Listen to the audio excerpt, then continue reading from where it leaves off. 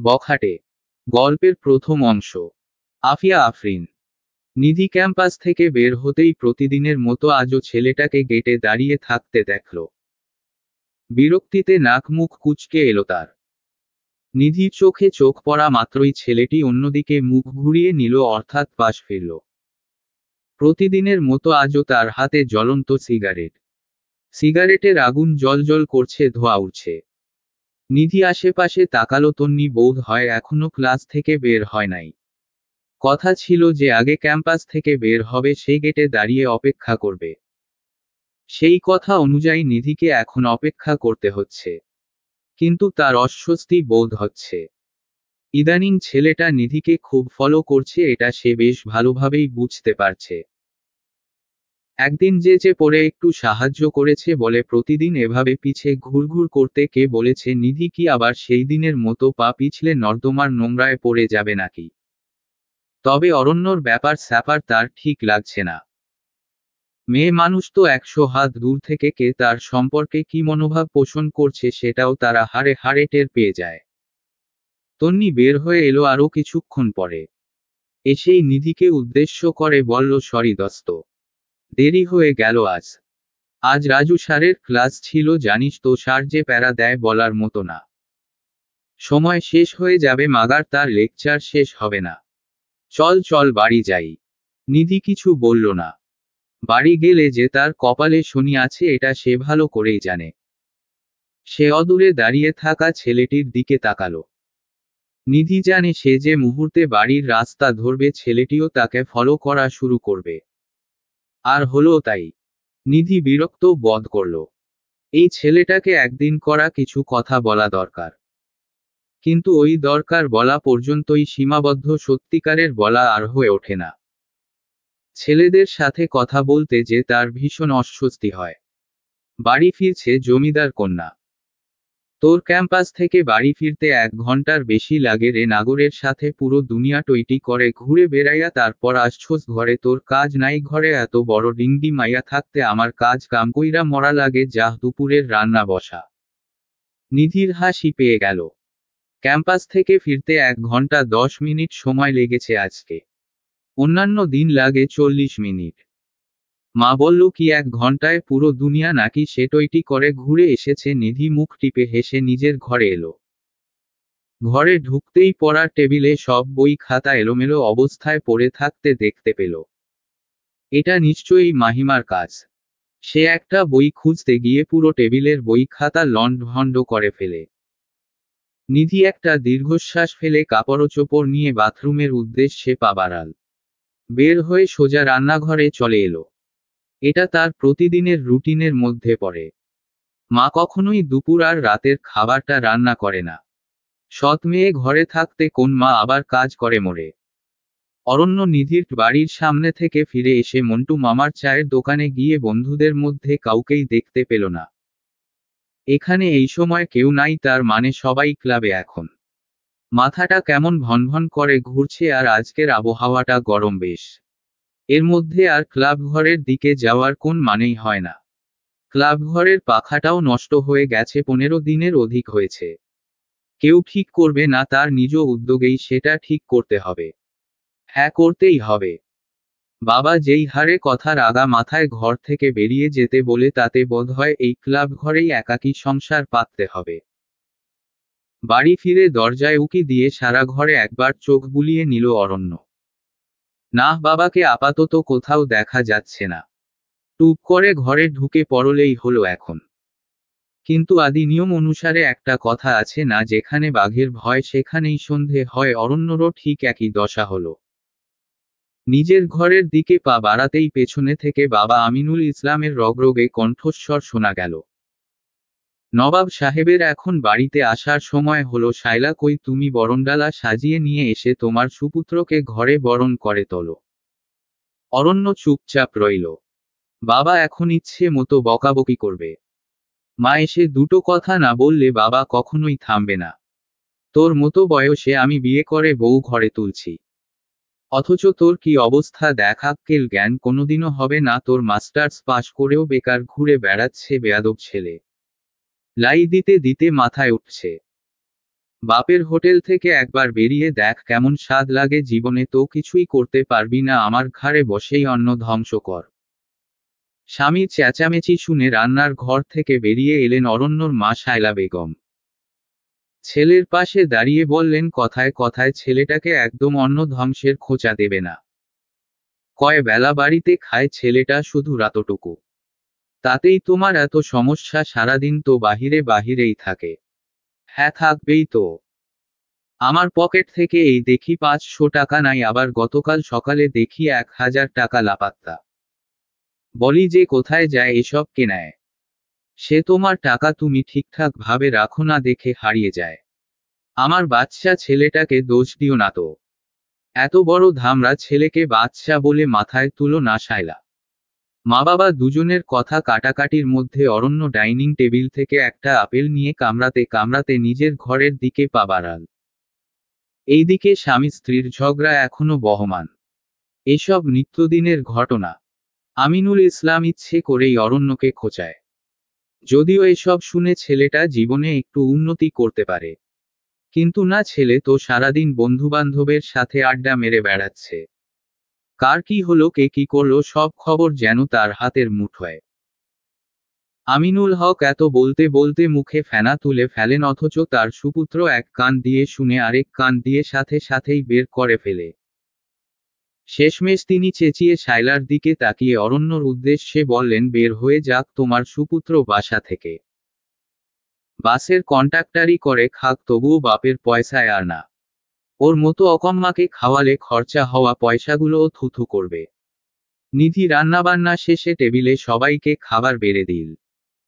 মাহিমা আর সৌরভ দৌড়ে এসে নিজেদের জন্য রাখা জায়গাটা দখল করে নিল। নিধি দুজনের দিকে তাকিয়ে জিজ্ঞেস করল, তোমাদেরকে কি খাবার দিয়ে দিব?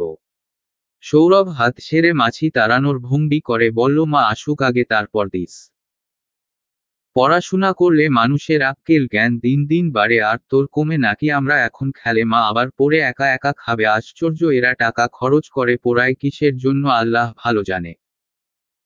নিধির একবার বলতে ইচ্ছে করলো, আমি আমার বাবার টাকায় পড়াশোনা করি, তোমাদের কোন সমস্যা? মাস গেলে তো একটা টাকাও তোমার কাছ থেকে পাওয়া যায় না, অথচ কথার বেলায় না চাওয়ার আগেই তা চলে। কিন্তু সাহসের অভাবে নিধির আর কথাগুলো বলা হয়ে ওঠে না।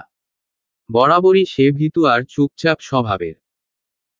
সৎ মা সারাদিন কথা শোনায়, এই বাড়িতে এখনো পড়ে থাকার জন্য খোঁচা দেয়, কিন্তু নিধি ভুল করেও কোন কথার উত্তর দেয় না। শুধু হেসে মাথা নাড়িয়ে সায় দিয়ে যায় প্রতিটা কথায়। বাবাকেও কখনো এসব বিষয়ে বলে না সে। ভালোই তো আছে, ঠিকঠাক ভাবেই তো এগোচ্ছে জীবন, অযথা ঝামেলা বাড়িয়ে লাভ কি? তবে নিধিও সবকিছুর মধ্যে একটা শর্ত জুড়ে দিয়েছে। সেটা হলো তাকে পড়াশোনা করতে দিতে হবে। সৎমা মমিনা প্রথম গাইগুই করলেও হোসেন সাহেব নিধির এই সিদ্ধান্তটা কি সমর্থন করলেন এবং তাকে ভার্সিটিতে ভর্তি করিয়ে দিলেন। সবকিছুর বাইরে এই একটা জগৎ তার। পরিবারের মধ্যে বাবা ব্যতীত তন্নি তার খুব আপন, মূলত ছোটবেলা থেকে একসাথে বড় হওয়ার কারণে তাদের মধ্যেকার বোঝাপড়ার সম্পর্কটা বেশ ভালো। তন্নি প্রতিটা বিষয়ে নিধির পাশে দাঁড়ায়। একদম আপন দুবোনের মতো সম্পর্ক। এই অচেনা নিষ্ঠুর শহরে সেই তো দুই হাতে আঁকড়ে রেখেছে নিধিকে। অরণ্য সাজক্ষণে নিধির বাড়ির সামনের রাস্তায় এসে পায়চারি করছে। এই দোকানে সেই দোকানে গিয়ে সবার খোঁজ খবর নিচ্ছে। ব্যবসাপাতি কেমন চলছে, দোকানে কেউ কোন সমস্যা করছে কিনা, চাঁদাবাজরা এসে ভাঙচুর করছে কিনা, সব খবরই তার হাতের মুঠোয়। তবু অকারণ মায় সে প্রতিদিন এখানে ছুটে আসে। এখানে এলেই তার সেই দিনের কথা মনে পড়ে যায়, যেদিন নিধির সাথে তার প্রথম দেখা এবং আলাপ। দেখা হওয়ার ব্যাপারটাও বেশ নাটকীয় ছিল। সাজের প্রথম প্রহরে মেয়েটিকে প্রথমবার দেখা মাত্রই ভ্রুজোড়া সংকুচিত হয়ে এলো অরণ্যর। পরিধেয় লাল শার্টের হাতা কনুই পর্যন্ত ভাঁজ করতে করতে রাস্তা পার হয়ে মেয়েটির পাশে এসে দাঁড়ালো। একটা কড়া ধমক দেওয়া দরকার মেয়েটাকে, কিন্তু অমন মায়াকারা জোরসড় বন্ধনের চাহনি দেখলে যে ধমক দেওয়া যায় না। নিধি কোনোভাবে পা ফসকে নর্দমায় পড়ে গিয়েছে। আশেপাশে সবাই তাকিয়ে দেখছে ঠিকই, কিন্তু কেউ সাহায্যের হাত বাড়িয়ে দিচ্ছে না। অরণ্য নিজেই মেয়েটির দিকে হাত বাড়িয়ে দিয়ে বলল, এই মেয়ে উঠে আসো। মেয়েটি চোখ তুলে তাকালো, চোখে মুখে অজানা আতঙ্ক। হবেই তো, এই ভরা আলোয় এভাবে জনসম্মুখে নর্দমায় পড়ে যাওয়ার কোন মানে হয়? নিধি দ্বিধা নিয়ে আশেপাশে তাকালো। সবাই বড় বড় চোখে চেয়ে আছে। সে আর কিছু না ভেবে অরণ্যর হাত ধরে উঠে দাঁড়ালো। অরণ্য কৃষাণু কণ্ঠে বলল, দিনকানা নাকি তুমি মেয়ে? চোখ কি কপালে থাকে নাকি? দিন দুপুরে রাস্তায় পড়ে গড়াগড়ি খাও কিভাবে? নিধি নীরদ হয়ে মাথা নিচু করে রইল। পা থেকে কোমর পর্যন্ত কাদায় মাখামাখি। অবশ্য কাদা না বলে নর্দমার নোংরা বলাই ভালো। নিধিকে দাঁড়িয়ে থাকতে দেখে অরণ্য ধমক দিয়ে বলল, এখনো দাঁড়িয়ে আবার গড়াগড়ি খাওয়ার শখ যাচ্ছে নাকি? সে আর এক মুহূর্তও দাঁড়ালো না, বড় বড় পা ফেলে এগিয়ে যেতে লাগলো। অরণ্য কি মনে করে নিধির পিছু পিছু ওর গন্তব্য পর্যন্ত পৌঁছে গেল। মূল ফটকের সামনে এসে অরণ্য মেয়েটিকে জিজ্ঞেস করল, নাম কি? নিধি ছোট্ট করে উত্তর দিল, মেয়েটি। তারপরই ভেতরের দিকে পা বাড়াল। অরণ্য ওখানে দাঁড়িয়েই ঠায় ভাবতে লাগলো, মেয়েটা আজব তো। একটা ধন্যবাদ দেওয়ারও প্রয়োজন মনে করল না। কেউ কোন উপকার করলে মানুষ বাড়িতে সৌজন্যমূলক একটা চা খাওয়ার অফার দেয়, আর এই মেয়ের মধ্যে তো কোনো ভদ্রতা গানও নেই। সে তো ভদ্রতা করে একটা কথাও বলল না।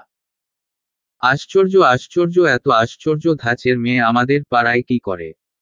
ব্যাপারটা এখানেই শেষ হতে পারত, কিন্তু মেয়েটা যে পাগল গোছের। আর পাগল গোছের মানুষ কি এত তাড়াতাড়ি সবকিছু শেষ হতে দেয়? নিধির সাথে অরণ্যর দ্বিতীয়বার এবং জীবনের সবচেয়ে ভালো লাগার দেখা বোধ হয় এইবার হলো। মন্টু মামার দোকানে বসে চা খাচ্ছিল অরণ্য আর তার বন্ধুরা। পাশাপাশি সিগারেট চলছিল আর গল্পগুজব। ক্লাবের সদস্য হিসেবে নির্বাচিত হওয়া উঠতি তরুণ প্রজন্মকে নিয়ে নতুন করে মিটিংয়ে বসতে হবে। ঠিক এমন সময় নিধি আর তন্নির আগমন ঘটল। সিগারেটের গন্ধ শুকেই নিধি প্রথমে নাক কুঁচকে আশেপাশে তাকালো। ঠিক তখনই নজরে পড়ে গেল অরণ্যকে।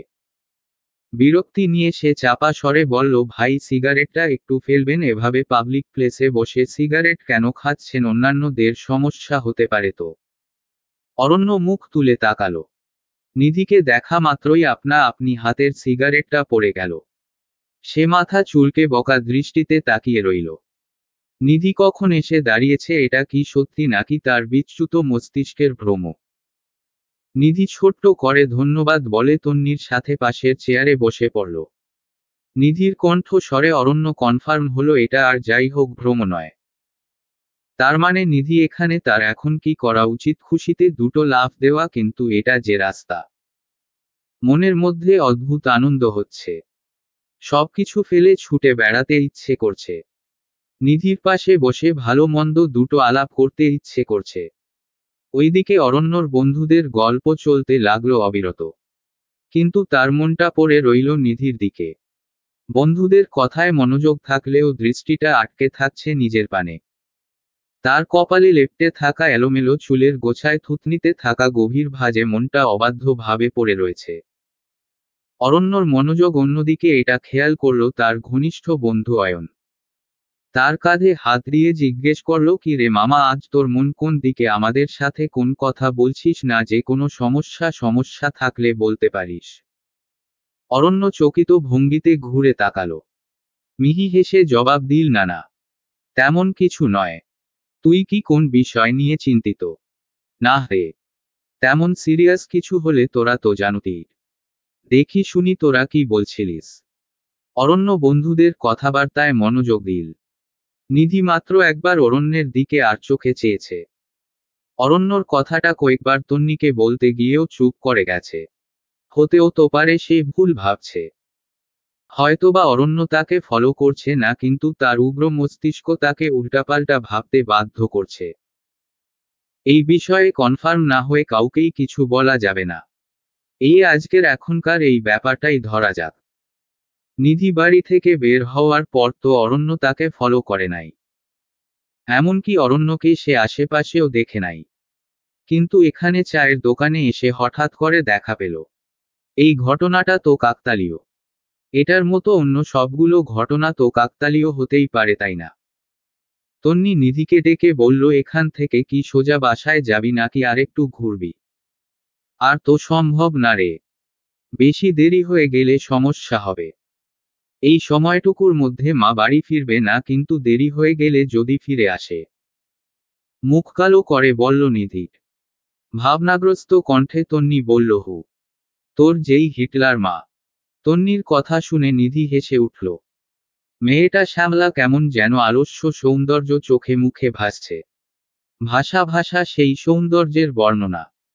আর হ্যাঁ, মেয়েটার নেত্র পল্লব জোড়ায় যেন আলাদা একটা টান রয়েছে, যেটা কখনো ভাষায় ব্যক্ত করে তো প্রকাশ করা যাবে না। মেয়েটি অনবরত হাসছে। অরণ্য মুগ্ধ নয়নে মেয়েটির হাসির দিকে তাকিয়ে রয়েছে। সেই হাসি দেখতে দেখতেই মেরুদণ্ড বেয়ে অদ্ভুত এক শিহরণ বয়ে গেল। অরণ্য মনে হয় নিজের চোখের সামনেই নিজের বহু প্রতীক্ষিত সর্বনাশটি দেখতে পেল এই কাঠফাটা শুষ্ক মৌসুমে।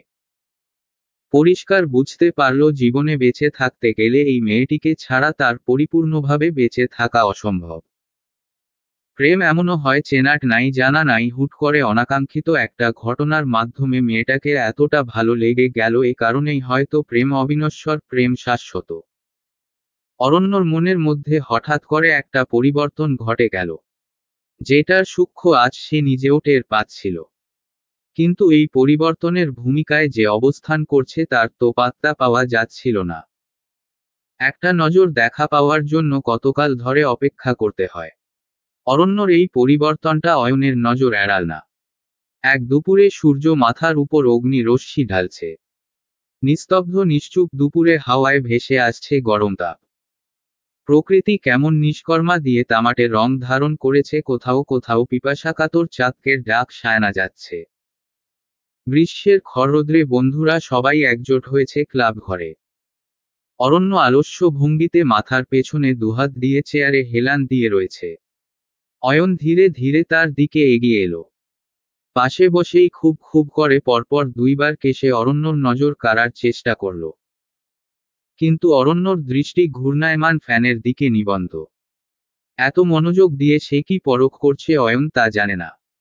সে অরণ্যর হাত টেনে ধরে বলল, কি ব্যাপার ভাই, এত কি ভাবিস? অরণ্য ঘুরে তাকিয়ে কি হয়েছে এমন একটা ভাব নিয়ে বলল, হু হু, কিছু বললি? বলি তো অনেক কথাই, তুই কয়টা শুনিস ইদানিং, তোকে বেশ লক্ষ্য করছি। সমস্যা কি? অরণ্য বেশ আয়েশ করে পায়ের উপর পা তুলে বসে বলল, না, কোন সমস্যা নাই তো। আমার আবার কি সমস্যা থাকবে, ঘুরি ফিরি খাই দাই, একদম বিন্দাস লাইফ। এইরকম আকাইম্মা লাইফে কোন সমস্যা এন্ট্রি নিতেও তো সমস্যার আত্মসম্মানে বাঁধবে। না না, তুই একদম কথা ঘুরাস না। তুই বেশ অমনোযোগী। সত্যি করে বলতো, কারো প্রেমে প্রেমে পড়েছিস কিনা? প্রেমে পড়লে মানুষের মধ্যে এক ধরনের উদাসীন ভাবভঙ্গি দেখা যায়, যেটা আজকাল তোর মধ্যে স্পষ্ট এবং লক্ষণীয়। বাহ বাহ, তুই দেখি খুব প্রেম বিশারদ হয়ে গেছিস। তো নিজে একটা প্রেম করছিস না কেন? আমার প্রশ্নের উত্তর দে অরণ্য। অরণ্য একটা দীর্ঘশ্বাস ফেলল বটে। মাথা নিচু করে কিতক্ষণ হাবিজাবি ভাবল। অয়নের দিকে তাকিয়ে হাসল একবার। অয়ন জিজ্ঞাসু দৃষ্টিতে অরণ্যর দিকে চেয়ে রয়েছে। বেশ কিছুক্ষণ পর নীরবতা ভেঙ্গে অরণ্য বলল, একজন কি আমার ভালো লাগে? ও, দ্যাটস গ্রেট। তারপর সে সকলের উদ্দেশ্যে বলল, বন্ধুগণ, তোমরা যারা যারা প্রেম কাহিনী শুনবা তারা সবাই এখানে চলে আসো। আমাদের অরণ্য প্রেমে পড়েছে, শুনে যাও সবাই। অয়নের বলতে দেরি হলো, কিন্তু কারো দৌড়ে আসতে দেরি হলো না। অরণ্য চোখ গরম করে অয়নের দিকে তাকালো। অয়ন দাঁত কেলিয়ে ফিচলে হাসি দিল। বল ভাই বল, তোর প্রেম কাহিনী শোনার জন্য আমরা সবাই উদ্গ্রীব হয়ে আছি। আরেক বন্ধু পাশ থেকে অরণ্যের পিঠে চাপড় দিয়ে বলল, এত ভাউ খাচ্ছিস কেন ভাই, বলেই ফেল না। কে আমাদের ভাবি? অরণ্য বিমর্ষ হয়ে নিধির সাথে প্রথম দেখা হওয়া থেকে সমস্ত ঘটনা খুলে বলল। অরণ্যর কথা শুনে সবাই শলা পরামর্শ শুরু করলো অরণ্য যে নিধিকে পছন্দ করে এটা কিভাবে তার কাছে পৌঁছে দেওয়া যায়, কিন্তু বন্ধুদের এই ব্যাপারটা অরণ্যর পছন্দ হলো না। সে ধামকে ধুমকে সবাইকে চুপ করাল। সে কিছুক্ষণ মৌনতা বজায় রেখে বলল, দেখ ভাই, এখনই এই ব্যাপারটা নিয়ে এত লাফালাফি করিস না। আমি শুধু আমারটা তোদেরকে বললাম। ওই দিক থেকে মেয়েটা কি ভাবছে সেটা তো আমরা জানি না। আর ওর পছন্দের কেউ আছে কিনা সেটাও তো আমরা জানি না। আরে আরে, এটা কোন ব্যাপার হলো নাকি জানি না, তো জেনে নিব। তুই এই দায়িত্ব আমাদের উপর ছেড়ে দে। অরণ্য দৃষ্টি সরিয়ে নিল। থুতনিতে দুহাত ঠেকিয়ে বলল, উহু, আগেই যেন বাড়াবাড়ি করতে যাস না। আগে আমি দেখি ব্যাপারটা কতদূর গড়ায়, তারপর যা হওয়ার হবে। আচ্ছা, অয়ন ক্ষীণ স্বরে বলল। পরক্ষণেই চেঁচিয়ে উঠে বলল, দোস্ত, আমাদের ট্রিট দে। কুইক। অরণ্য অবাক হয়ে জিজ্ঞেস করল, কিসের ট্রিট? বারে প্রেমে পড়বি আর তার ট্রিট দিবি না? ভাই, কিপটামি চলবে না। দিতে হবে মানে দিতেই হবে। অরণ্য দীর্ঘশ্বাস মোচন করে বলল, মানুষ প্রেম করলে ট্রিট দেয়, প্রথম দ্বিতীয় অ্যানিভার্সারিদের ট্রিট দেয়, আর আমি কিনা ট্রিট দিব? প্রেমে পড়েছি সেই কারণে আজই বাজি। নিধি ক্যাম্পাসে যাওয়ার উদ্দেশ্যে বের হতেই আশেপাশে কয়েকবার চোখ বুলিয়ে নিল।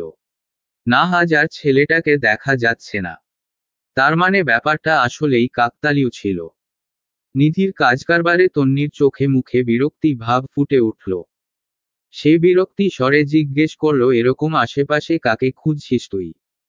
নিধি কিছু বলতে যাবে তার আগেই তন্নি তাকে থামিয়ে বলল, উহু, কথা পেঁচাবি না, সোজাসুজি বলবি। সেই রাস্তার মধ্যে থেকে দেখতেছি তুই আশেপাশে তাকিয়ে কাউকে খুঁজছিস। বল তো, কাহিনী কি? আরে এমনি। আমি আবার রাস্তার মধ্যে কাকে খুঁজব? কথাটা গোপন করে গেল নিধি। তন্নি তার দিকে সরু চোখে তাকালো। তারপর কিছু না বলে হাত ধরে ক্লাসে ঢুকে গেল। ক্লাস থেকে বের হয়েও নিধি আশেপাশে চোখ বুলিয়ে নিল আরেকবার। সত্যিই তো আজকে আসে নাই কেন ছেলেটা? পথে যেতে যেতেও নিধি এই বিষয়টা অগোচরে ভেবেই গেল। বেশ কিছুদিন ধরেই ছেলেটাকে দেখছিল, তবে আজ কেন এলো না? কোন বিপদাপদ ঘটল না তো আবার? পরক্ষণেই নিধির নিজের মাথা দেওয়ালে ঠুকতে ইচ্ছে হলো। আশ্চর্য, অচেনা অজানা একটা ছেলেকে নিয়ে এসে এত ভাবছে কেন? ছেলেটার কিছু হোক বা না হোক তাতে তার কি? সে আসুক অথবা না আসুক তাতে নিধির তো কিছু যায় আসে না। সে তো মন থেকে চেয়েছিল ছেলেটা আর তাকে ফলো না করুক। তবে এরকম মনে হচ্ছে কেন এখন? তবে মনের অন্তর্ভুক্ত বিষয় আর বহির্ভূত বিষয় কি আলাদা? মনের বাহিরটা যা চায়, ভেতরটা কি সম্পূর্ণ তার উল্টোটা চায়? হাসান সাহেবের আজ দোকান বাড়ি ফিরতে ফিরতে সন্ধ্যা পার হয়ে গেছে। মুমিনা অনেকক্ষণ যাবৎ তার জন্য অপেক্ষা করছিলেন। স্বামী বাড়ি ফিরতেই এগিয়ে এসে জিজ্ঞেস করলেন, এক কাপ চা বানিয়ে দিব তোমায়, নিশ্চয়ই অনেক ক্লান্ত। হাসান সাহেব সরু দৃষ্টি নিক্ষেপ করলেন স্ত্রীর পানে। আশেপাশে চোখ বুলিয়ে বললেন, নিধি কই, তোমাকে তো কখনো সেধে এসে এক কাপ চা বানানোর কথা বলতে শুনিনি এই 15 বছরের সংসারে।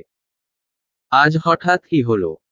আরে আমার আবার কি হবে? মানুষ কি সব সময় একরকম থাকে নাকি? দিব এক কাপ চা বানিয়ে দাও। মুমিনা আর এক মুহূর্ত দেরি করলেন না। ঝটপট পা বাড়ালেন রান্নাঘরের দিকে। রান্নাঘরে গিয়ে নিধিকে দেখতে পেলেন। সে চা বানিয়ে ঘরের দিকে যাচ্ছিল। মুমিনা নিধিকে থামিয়ে বলল, এই চা কার জন্য? বাবাকে আসতে দেখলাম তাই বানিয়ে নিয়ে যাচ্ছি। তুমি খাবে? মা, দাঁড়াও, এটা দিয়ে এসে তোমাকে দিচ্ছি। মুমিনা এক ঝটকা চায়ের কাপটা নিধির হাত থেকে নিয়ে নিলেন। পেয়ালা থেকে চা ছিটকে নিধির পায়ে পড়ল কিছুটা। সে যন্ত্রণায় আহ করে উঠল। সেসব গায়ে মাখলেন না মুমিনা। উল্টো মুখ বিষিয়ে বললেন, তোর এত আদিক্ষেতা না দেখালেও হবে। তোকে বলেছিলাম আমি চা বানাতে, আমার স্বামীর কখন কি লাগবে সেটা আমি বুঝে নিব। এখন থেকে তোকে মাতব্বরি না করলেও চলবে। এটুকু বলেই তিনি চায়ের কাপ হাতে রান্নাঘর থেকে বেরিয়ে গেলেন। নিধি বোকার মতো চেয়ে রইল। মা এরকম ছোট বাচ্চাদের মতো ঝগড়া কেন করলো সে বুঝতে পারছে না, অবশ্য বোঝার চেষ্টাও করল না। মনোযোগ দিল পায়ের দিকে। ফোসকা পড়ে গেছে ইতিমধ্যে। সে পা টেনে টেনে নিজের ঘরের দিকে এগিয়ে গেল। মুমিনা চা নিয়ে এসে দেখতে পেলেন হাসান সাহেব এরই মধ্যে বাহিরের কাপড় চেঞ্জ করে হিসাবের খাতা নিয়ে বসেছেন। সে চা সামনে রেখে বলল, এখন কি কাজ করবে নাকি তোমার সাথে কথা আছে আমার? হাসান সাহেব দৃষ্টি খাতার দিকে নিবন্ধ রেখেই বললেন, বলো। শুনছি। এভাবে শুনলে হবে না। মনোযোগ দিয়ে শুনতে হবে। আমি মনোযোগ দিয়েই শুনছি। এত ভূমিকা না করে, যা বলার তা বলে ফেল। রেহানা আসছিল আজকে। হাসান সাহেব খাতায় আঁকিবুকি করতে করতে বললেন, রেহানাকে যেন।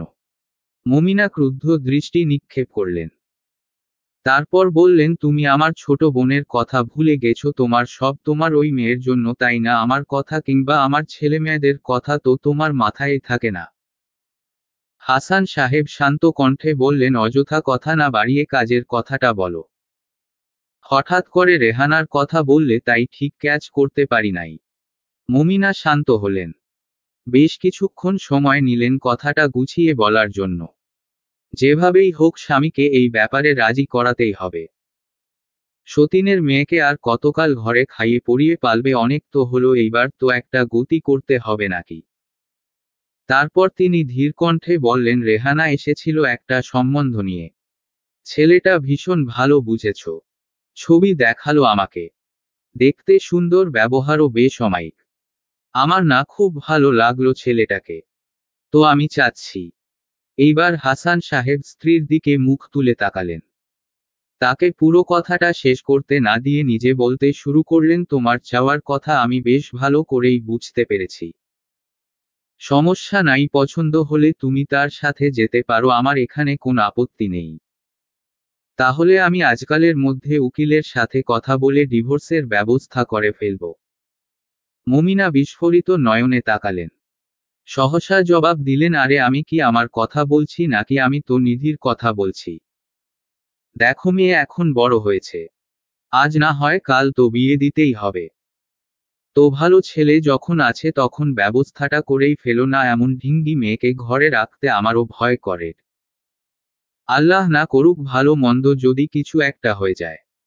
হাসান সাহেব প্রথমেই বুঝতে পেরেছিলেন তার স্ত্রী তাকে কি বলতে চায়। মমিনার নিজের মুখে শুনবেন বলে তিনি আগবাড়িয়ে কিছু বলেন নাই। কিন্তু এখন হিসেবের খাতাটা খুব যত্ন করে বন্ধ করলেন। তারপর এইটা পাশে রেখে বললেন, আমার মেয়েটা তোমার কোন পাকা ধানে মই দিয়েছে বলতে পারো? ওর বিয়েশাদী তোমার না ভাবলেও চলবে, সাথে ওর বিপদ আপদ নিয়েও তুমি ভেবনা। আমার মেয়ে, তার ব্যাপারে সঠিক সময়ে সঠিক সিদ্ধান্ত আমি নেব। মমিনা রেগে গেলেন। ফুঁসতে ফুঁসতে বললেন, আমি আর পারবো না তোমার মেয়ের ভার বহন করতে। গত 15টা বছর ধরে ওকে সামলাচ্ছি। আর কত করব, আর পারবো না। তুমি তোমার আদরের মেয়েকে বিদায় করো, না হলে আমি ঘর ছেড়ে চলে যাব। যেখানে মন চায় যাও। আমি কি তোমার পা ধরে আটকে রেখেছি? কথাটা খুব গায়ে লাগলো মমিনার। তার সমস্ত রাগ গিয়ে পড়ল নিধির উপর। কিন্তু এখন স্বামী ঘরে থাকায় নিধিকে কিছু বলতে পারলেন না। রাতের খাবারটাও তিনি খেলেন না। নিধি ডাকতে এসেছিল বেশ কয়েকবার। তিনি দূর দূর করে তাড়িয়ে দিয়েছেন। এই আপদ তার আর সহ্য হচ্ছে না। পরদিন হাসান সাহেব দোকানে বেরিয়ে যাওয়ার পর মমিনা নিধিকে আর ক্যাম্পাসে যেতে দিলেন না। নিধি অনেকবার অনুরোধ করেছে, আর সামনের মাসে পরীক্ষা, এখন ক্লাসগুলো খুব ইম্পর্ট্যান্ট। কিন্তু তিনি তার সিদ্ধান্তে অনড়, এটা নিধিও বেশ ভালো জানে। তাই আর কথা বাড়াল না। হাতের কাজগুলো শেষ করে ঘরে এসে বসল। সেই সময় সৌরভ এসে খোঁচা মেরে বলল, খুব কলেজে যাওয়ার শখ তাই না তোর? দেখবনি এখন থেকে কিভাবে কলেজে যাস, এত পড়ে কি চাকরি বাকরি করবি? সেই তো কোনো পেটমোটা টাকলার ঘরে গিয়ে হেসেল ঠেলতে হবে। নিধির চোখে পানি এসে গেল। সে বহু কষ্টে নিজেকে সামলে বলল, ভাইয়া তোমার কি কিছু লাগবে? মমিনা আসছিলেন নিধির ঘরের দিকে। সে নিধির কথা শুনে দাঁড়িয়ে পড়লেন। সৌরভকে সরিয়ে নিজে বললেন, ওর কিছু লাগবে না। তবে আমার লাগবে। বিষ এনে দে, আমায় খেয়ে মরি। তোর জন্য তো এই একখান জীবনে শান্তির মুখ দেখলাম না। মুখপুরি মেয়ে কোথাকার, কি দেখে যে সতীনের ঘর করতে আসছিলাম এখন হাড়ে হাড়ে টের পাচ্ছি। শরীরে আমারও রং লাগছিল, নয়তো সাধে এই বিষমুখী নিয়ে সংসার করতে আসি। বিকেলবেলা তন্নি এসেছিল দেখা করতে। নিধি সব ঘটনা তাকে খুলে বলল। সব শুনে তন্নি বলল, তোর সৎ মায়ের তোকে নিয়ে এত সমস্যা হলে তুই এখনো এই বাড়িতে পড়ে আছিস কেন? তো কোথায় যাব আমি, আর কে আছে আমার? আমার বাড়ি চল। ওখানে থাকবি কয়েকদিন। কয়েকদিন তারপর তো আমার এখানেই ফিরে আসতে হবে, তাই না? নিজের বাড়ি তো লাথি ঝাঁটা খেয়ে হলেও পড়ে থাকতে হবে। আমার যে আর কোন উপায় নেই। করুণ স্বরে কথাগুলো বলে থামল নিধি। তন্নি তাকে আশ্বস্ত করল আগামীকাল কলেজে যাওয়ার সময় সেই নিধিকে নিতে আসবে এবং তাকে নিয়ে যাবে। নিধি ওর কথা শুনে মিহিট হাসল শুধু। তবে তন্নি নিজের কথা রেখেছে। সে এক প্রকার জোর করেই নিধিকে ক্যাম্পাসে নিয়ে গেছে। নিধির মনটা আজ বেশ ফুরফুরে। বন্দি দশা থেকে মুক্তি পেয়েছে। আর বাড়ি ফিরে যেতে ইচ্ছে করছে না। কিন্তু কি করার, বাবা আছে যে। ফিরতে তো তাকে হবেই, তাই না? নিধির মনটা আজ বেশিরভাগ সময় ক্লাসেই ছিল। তবে মাঝখানে হঠাৎ করে অরণ্যর কথাটা মনে পড়ে গেল। তার অবচেতন মন অরণ্যের কথাটা মনে করতে বাধ্য করাল।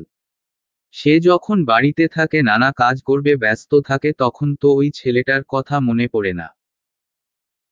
তবে মনোযোগী হয়ে ক্লাস করতে গেলে কেন এত মনে পড়ে, এর ব্যাখ্যা কি, বিষয়টা সে তন্নির সাথে শেয়ার করতে গিয়েও পিছিয়ে গেল। থাক, দরকার নেই, 1-2 দিন হয়তো ছেলেটা ভাবনা এসে গন্ডগোল পাকাবে, তারপর আবার সব রোজকার মতো ঠিক হয়ে যাবে। অরণ্য, অয়ন, লাবিব, রবিন এরা ঘুরতে ঘুরতে ভার্সিটির সামনে এসেই থামল। মেইন গেটের এক পাশে দাঁড়িয়ে অরণ্য সিগারেট ধরালো। ধোঁয়া ছাড়তে ছাড়তে বন্ধুদের উদ্দেশ্যে বলল, এখানেই আছে আমার স্বপ্নে দেখা রাজকন্যা। অয়ন কিছু বলতে যাবে, ঠিক সেই মুহূর্তেই সামনে পূর্ব পাড়ার ছেলেদের দেখে আপনা আপনি তার ভুরু কুঁচকে গেল। সে অরণ্যকে ইশারা করে দেখালো। তৎক্ষণাৎ তারও চোয়াল শক্ত হয়ে এলো। তারা সবাই এগিয়ে গেল সেই 3 জনের দলটির দিকে। বেশ কিছুদিন ধরেই এই পাড়া আর ওই পাড়ার মধ্যে ঝামেলা চলছিল। এর আগে সামান্য খেলার মাঠ নিয়ে পূর্ব পাড়ার বদমাশ ছেলেগুলো অয়ন আর রবিনকে অপমান করেছিল, সাথে মারধরও করেছে। অরণ্য শুধুমাত্র সব চুপচাপ দেখে গেছে। একটা কথাও সেই বার বলে নাই। সময়ের উপর সবকিছু ছেড়ে দিয়েছিল। তবে ব্যাপারটা যখন ভুলতে বসেছিল, ঠিক তখনই এই পাড়ায় তাদের আগমন। এত সহজে ছেড়ে দেবে নাকি? অরণ্য শার্টের হাতা ফোল্ড করতে করতে সামনে এগিয়ে গেল। সামনে থাকা ছেলেগুলো থেমে গেল। অরণ্য ওষ্ঠকোণে বক্র হাসির রেখা ফুটিয়ে বলল, কি নাহিদ ভাই সাহেব, ভালো তো, শরীরস্বাস্থ্য ভালো আছে তাই না? নাহিদ অরণ্যর কথার ধার দিয়েও গেল না। সে তীক্ষ্ণ দৃষ্টিতে অয়নের দিকে তাকালো। তারপর উগ্র হাসি হেসে বলল, কি একলা থাকতে ভয় পাস সবসময়, আশেপাশে চেলাপেলা খাস চামচা যাকে বলে? মারামারি করার জন্য কি দলবল, কি ঘুরিস নিজের খেমনাই? অয়ন ক্ষিপ্ত চোখে তাকিয়ে নাহিদের কলার চেপে ধরল। ছোটখাটো যুদ্ধ লেগে গেল দুপক্ষের মাঝে। তখন ক্যাম্পাস থেকেও স্টুডেন্টরা বের হচ্ছিল। মারামারি দেখে উৎসুক সকলে চারপাশ ঘিরে দাঁড়িয়ে রইল। এরই মধ্যে তন্নি আর নিধিও ছিল। নিধি চলে যেতে চেয়েছিল। তন্নি জোর করে আটকিয়েছে। কালেভদ্রে হুটহাট এমন মারামারি দেখার সৌভাগ্য হয় তাদের। দুপক্ষের হাতাহতির পর অরণ্য শাসিয়ে বলল, আজকের এই ঘটনাটা জাস্ট ট্রেইলার ছিল। এরপর একেবারে ছিঁড়ে ফেলবো যদি উল্টাপাল্টা কিছু দেখি। আর কার কি খ্যাম আছে সেটাও চোখে আঙুল দিয়ে দেখিয়ে দিব। যা ভাগ। পাশ থেকে একজন অরণ্যকে উদ্দেশ্য করে বলল, ভাই আপনি অযথাই ওদের সাথে লাগতে গেলেন। ছুঁচো মেরে হাত গন্ধ করার কি দরকার ছিল? ঘাটাঘাটি করার স্বভাব আমার নেই। আমার সাথে লাগতে না আসলে আমি কারো দিকে ফিরেও তাকাই না। আর আজ ওকেও কিছু বলতাম না। কিন্তু এই শালা বন্ধুত্বের সম্পর্ক নিয়ে কটূক্তি করছিল। এসেছিলাম একটা কাজে, শালা মুড দিল নষ্ট করে। তারপর সে ঠোঁটের কোণের রক্ত মুছতে মুছতে আশেপাশে তাকালো। নিধির দিকে চোখ পড়তেই থেমে গেল। দৃষ্টি বিনিময় হলো এ পক্ষ থেকেও। নিধি অরণ্যর চোখে চোখ রেখেই বিড়বিড় করে বলল, বখাটে কোথাকার। নিধি বিড়বিড় করে উচ্চারণ করলেও অরণ্যর তা বুঝতে অসুবিধা হলো না। বখাটে, আচ্ছা, তার দেওয়া এই নামটাও বেশ বহুত সুন্দর। নিধির কথার উত্তরে অরণ্য ভীষণ মিষ্টি করে এক হাসি দিল। অরণ্য কাচুমাচু ভঙ্গিতে বাবার সামনে দাঁড়িয়ে আছে। তার মাথা নত। খুব মনোযোগ সহকারে নিচ দিকে তাকিয়ে পায়ের আঙ্গুলের সাহায্য মখমলের কার্পেটের রং হালকা আর গাঢ় করছে। আমিনুল ইসলাম থমথমে গলায় জিজ্ঞেস করলেন, তোমার মাস্তানি গুন্ডামি শেষ কবে হবে? অরণ্য জবাব দেওয়ার মতো কথা খুঁজে পেল না। আমতা আমতা করতে লাগলো। যতবারই এই ব্যাপারগুলো সে বাবার কাছ থেকে আড়াল করতে চায় ততবারই বাবা কিভাবে কিভাবে যেন সবটা জেনে যায়। কে যে বলে তাকে এসব কথা কে জানে। অরণ্য প্রতিজ্ঞাবদ্ধ, ওই অচেনা স্পাইকে পেলে সে একদিন উত্তম মাধ্যম দেবে। কিন্তু এখন বাবার কথার কি জবাব দেবে? অরণ্য আশেপাশে তাকিয়ে মাকে খুঁজতে লাগলো। মা থাকলে অন্তত তাকে এই যাত্রায় বাঁচিয়ে দিত। চোরের মতো আশেপাশে তাকিয়ে কি দেখছো? আমি একটা প্রশ্ন করেছি, তার জবাব চাই। অরণ্য থেমে থেমে বলল, বাবা, এখানে আমার কোনো দোষ নেই। ওরাই আগে এসেছিল। এর আগেও ওরা সামান্য কারণে অয়ন আর রবিনকে অপমান করেছিল, সাথে মারধরও করেছিল। আজকে এসে আমাকে খোঁচাচ্ছিল। তাহলে তুমিই বলো, এত সহজে ছেড়ে দিই কি করে? না ছেড়ে দিবা কেন? একদমই ছেড়ে দিবা না। পারলে ঘরে নিয়ে এসে আদর যত্ন করে নিজের সাথে লটকে রাখবা। তারপর তিনি বেশ সিরিয়াস কণ্ঠে বললেন, শোনো, অনেক তো হলো। আমরাও অনেক সহ্য করেছি, আর পারছি না। লোকে নানান মন্দ কথা বলে, ঘরে তোমার একটা ছোট বোন আছে। সবদিকে খেয়াল রেখে কাজকর্ম করতে হয়। হয় তুমি গুন্ডামি মাস্তানি ছাড়বা, নয়তো বাড়ি ছাড়বা, এই আমার এক কথা। পড়াশোনা করেছো, এইবার একটু নিজের হাল ধরার চেষ্টা করো। বাপের হোটেলে আর কত? অরণ্য নত মস্তকে ছোট্ট করে বলল, আচ্ছা। তার পরপরই সে ঘর ছেড়ে বেরিয়ে পড়ল। আমিনুল ইসলাম পাশ থাকা চেয়ারে বসলেন। হেলান দিয়ে একটা দীর্ঘশ্বাস ফেললেন। নিজের ছেলের সম্বন্ধে মানুষের কাছে কটূক্তি আর কত শুনবেন সে স্পষ্ট বুঝতে পেরেছে। আজকে তার বলা কথাগুলো অরণ্যর আত্মসম্মানে আঘাত হেনেছে। অবশ্য এটার খুব দরকার ছিল। না হয় ছেলেকে লাইনে আনা যাবে না। সে অন্তত এইবার নিজের গুরুত্ব বুঝুক। ঈশ্বর, কালকের মারামারি একদম পাবলিক প্লেসে হয়ে গেল রে দোস্ত। সবাই কি ভাবলো বলতো? চায় চুমুক দিয়ে কথাটা বলল অরণ্য। অয়ন জবাব দিল, কেন? এমন কি হলো? এর চেয়ে ভরা জনসম্মুখে তুই আমি আমরা মারামারি করেছি। কাল এমন কি ক্ষতি হলো? যার ক্ষতি হয় সেই বুঝে, তুই কি বুঝবি ব্যাটা? উদাস ভঙ্গিতে বিস্তর গগনে চোখ রেখে বলল অরণ্য। অয়ন হেসে বলল, ওই মেয়েটা ছিল বুঝি? শুধু ছিল? আমাকে তো রীতিমতো বখাটে উপাধিতে ভূষিত করে গেল। আরেহ, বলিস কি? কথা হলো কখন? আমি তো দেখিও নি আর শুনিও নি। আরে হাদারাম, তোকে কিছু বললে তো তুই শুনবি? যা যা ভাগ। আচ্ছা, দেখা করাস একদিন। দেখা করব করব করেও দেখা। শালার ভাগ্যই খারাপ।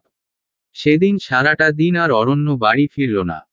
না, বাবার উপর তার কোনো রাগ নেই। বাবা মায়েরা তো সন্তানের ভালোই চায়। অরণ্যর রাগ হয় নিজের উপর। সে কোনো বাধাধরা কাজে নিজেকে আটকাতে পারে না। তাই চাই স্বাধীনতা, মুক্তি। মানুষের দ্বারে দ্বারে ঘুরে তার একদমই পোষায় না। রাতটুকু ক্লাবঘরেই কাটিয়ে দিল মশার কামড় খেতে খেতে। ওইদিকে রাত 12টা পার হয়ে যাচ্ছে, তবুও ছেলে বাড়ি ফিরছে না দেখে শায়লা চিন্তায় চিন্তায় অসহনীয় হয়ে পড়েছে। তার ফোনটাও অফ। বারবার আমিনুল ইসলামকে জিজ্ঞেস করছেন তিনি অরণ্যকে কিছু বলেছেন কিনা।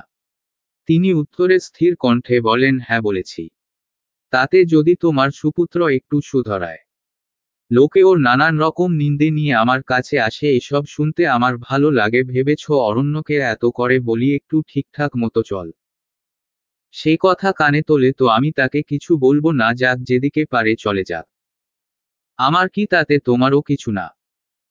আর যাবেই বা কোন জায়গায়? দেখো, কাল সকালে পকেটে টান পড়লে নাচতে নাচতে ঠিকই চলে আসবে। কিন্তু অরণ্য গত 2 দিনেও ফিরল না। এইবার শায়লার সাথে সাথে আমিনুল ইসলামও চিন্তিত হয়ে পড়লেন। ক্ষণে ক্ষণে বলছেন, ছেলেটাকে কি বেশি বলে ফেললাম? শায়লা ফিরছে না কেন এখনো? ওর কাছে তো টাকা পয়সাও নাই। চলছে কি করে? না, আজ ক্লাবে গিয়ে একবার খোঁজ নিতেই হবে। পাশের ঘর থেকে অনন্যা বেরিয়ে এসে বলল, কাল তো আমি ওখান দিয়েই কলেজ থেকে ফিরেছি আব্বু।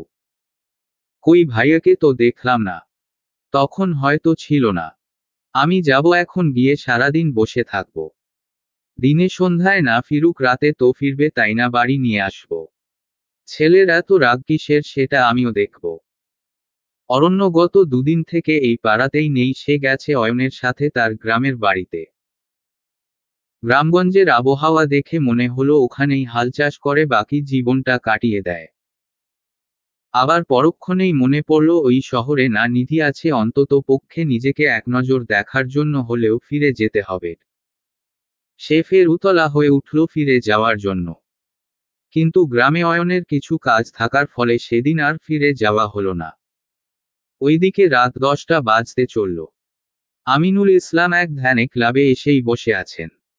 রবিন বলেছিল, আঙ্কেল ফিরে যান আপনি। আর কতক্ষণ এভাবে বসে অপেক্ষা করবেন? অরণ্য ফিরে এলে আপনাকে জানাবো। তিনি চোখ থেকে চশমা খুলতে খুলতে বললেন, আরেকটু বসি বাবা। তোমরা বসে আছো কেন? যে যার বাড়ি গিয়ে বিশ্রাম নাও। আমি যাওয়ার সময় তালা দিয়ে যাব। সকাল সকাল বরং তোমরা আমার কাছ থেকে চাবি নিয়ে যেও। আমি তাও অপেক্ষা করব। এখন না ফিরুক ছেলেটা তো আমার, রাত 12টা বাজলেও ফিরবে তাই না? ওর ফেরার সম্ভাবনা কতটুকু আমরা জানি না আঙ্কেল।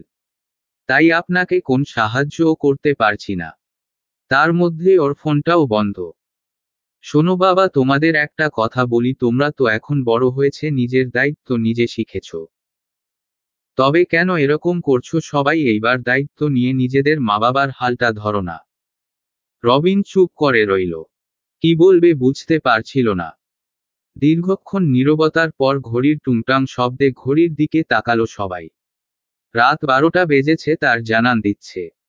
আমিনুল ইসলাম আরেকবার দরজা দিয়ে উকি দিলেন। না, ছেলেটা ফিরছে না। একটা দীর্ঘশ্বাস ফেললেন তিনি।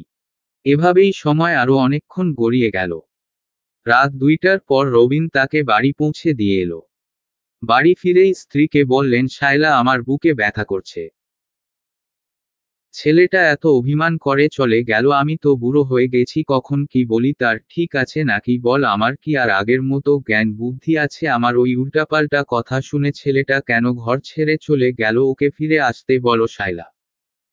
শায়লা একমনে প্রার্থনা করতে লাগলেন। এইবার অরণ্য ফিরে তিনি নিজেও বেশ কঠোর হবেন। ছেলেটা সব সময় এত বাড়াবাড়ি করে না, শক্ত করে হাল না ধরলে ছেলে ফসকে যাবে। তার চোখে জমা মেঘ বৃষ্টি হয়ে অঝোর ধারায় ঝরতে লাগল। নিধি গত 2 দিন ধরেই অরণ্যকে দেখছে। কিছুদিন আগে তো কালে ভদ্রে রাস্তাঘাটে হলেও দেখা যেত। এখন দেখা যায় ছেলেটা একেবারেই হাওয়া হয়ে গেছে। গেল কোথায়? নিধির উদাসীন মনোভাব পরখ করে তন্নি বলল, কিরে, প্রেমে পড়েছিস নাকি? এত কি ভাবিস সারাদিন? বল তো, বিয়ের বয়স হয়ে গেছে, তোর বিয়ে দিতে হবে বলবো নাকি আন্টিকে? যাহ দূর। আমি কি ভাবনা চিন্তাও করতে পারবো না নাকি? সবকিছুতেই শুধু তোর প্রেম প্রেম মনে হয়নি যে কেন করছিস না প্রেম? হুহো, একটা করে যথেষ্ট শিক্ষা হয়ে গেছে। আর দরকার নেই আমার। বাই দা ওয়ে, তোর ইদানিং কি হয়েছে? এত অন্যমনস্ক যে বাড়ি থেকে কি তোকে আবার কোন কিছুর জন্য চাপ দিচ্ছে? এমন যদি হয় তাহলে আমাকে জানিয়ে দে, আমি কোন না কোন একটা ব্যবস্থা করব। কিন্তু হ্যাঁ, কোন কিছু চুপচাপ সহ্য করবি না। সামনে তোর পরীক্ষা, পড়াশোনার ব্যাপারটা মাথায় রাখো। নিধি উপর নিচ মাথা ঝাঁকাল। পরদিন সকালবেলা নিধি ভার্সিটি যাওয়ার উদ্দেশ্যে বের হয়েছে। সেদিনের মতো আজও নর্দমা পরিষ্কার করা হচ্ছে পৌরসভার পক্ষ থেকে। সেদিনের কথা মনে পড়তেই চোখ মুখ কুঁচকে ফেলল সে। তবে আজ তার দৃষ্টি সজাগ রেখেছে। সেদিনের মতো ভুলক্রমে নর্দমায় আর পা পিছলে পড়ে যাওয়া যাবে না। ভার্সিটির পথ খুব বেশি কাছাকাছি নয়, বরং অনেকটা দীর্ঘ। প্রতিদিন হেঁটে হেঁটে যাওয়া আসা করে নিধি।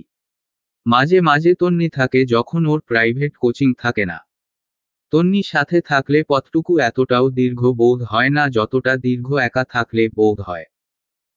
একটু দূর যেতেই নিধির সামনে ভূতের মতো উদয় হলো 4জন ছেলে। সে আর্ষ্ট ভঙ্গিতে মুখ তুলে জিজ্ঞাসু দৃষ্টিতে তাকিয়ে রইল। এরই মাঝে 2-1জন ছেলেকে চেনে নিধি। মন্টু মামার চায়ের দোকানে মাঝে মাঝে তাদের আড্ডা দিতে দেখা যায়, সাথে অবশ্য অরণ্যকেও 2-1 দিন দেখেছিল। ছেলেগুলোর মধ্যে অয়ন নামের একজন বলল, ভাবি, পথে এত গাড়ি থাকতে আপনি কষ্ট করে হেঁটে যাচ্ছেন কেন? আরে ভাবি, আপনি একবার হুকুম করবেন শুধু। আপনার বাড়ির সামনে প্রতিদিন একটা করে রিকশা দাঁড় করিয়ে রাখব। নিধি ভীতগ্রস্ত কণ্ঠে বলল, জি, আমাকে বলছেন কথাগুলো? আরে ভাবি বলেন কি? আপনাকে বলবো না তো কাকে বলবো? দাঁড়ান, এখানেই 2 মিনিট দাঁড়ান। আমি এক্ষুনি রিকশা নিয়ে আসছি।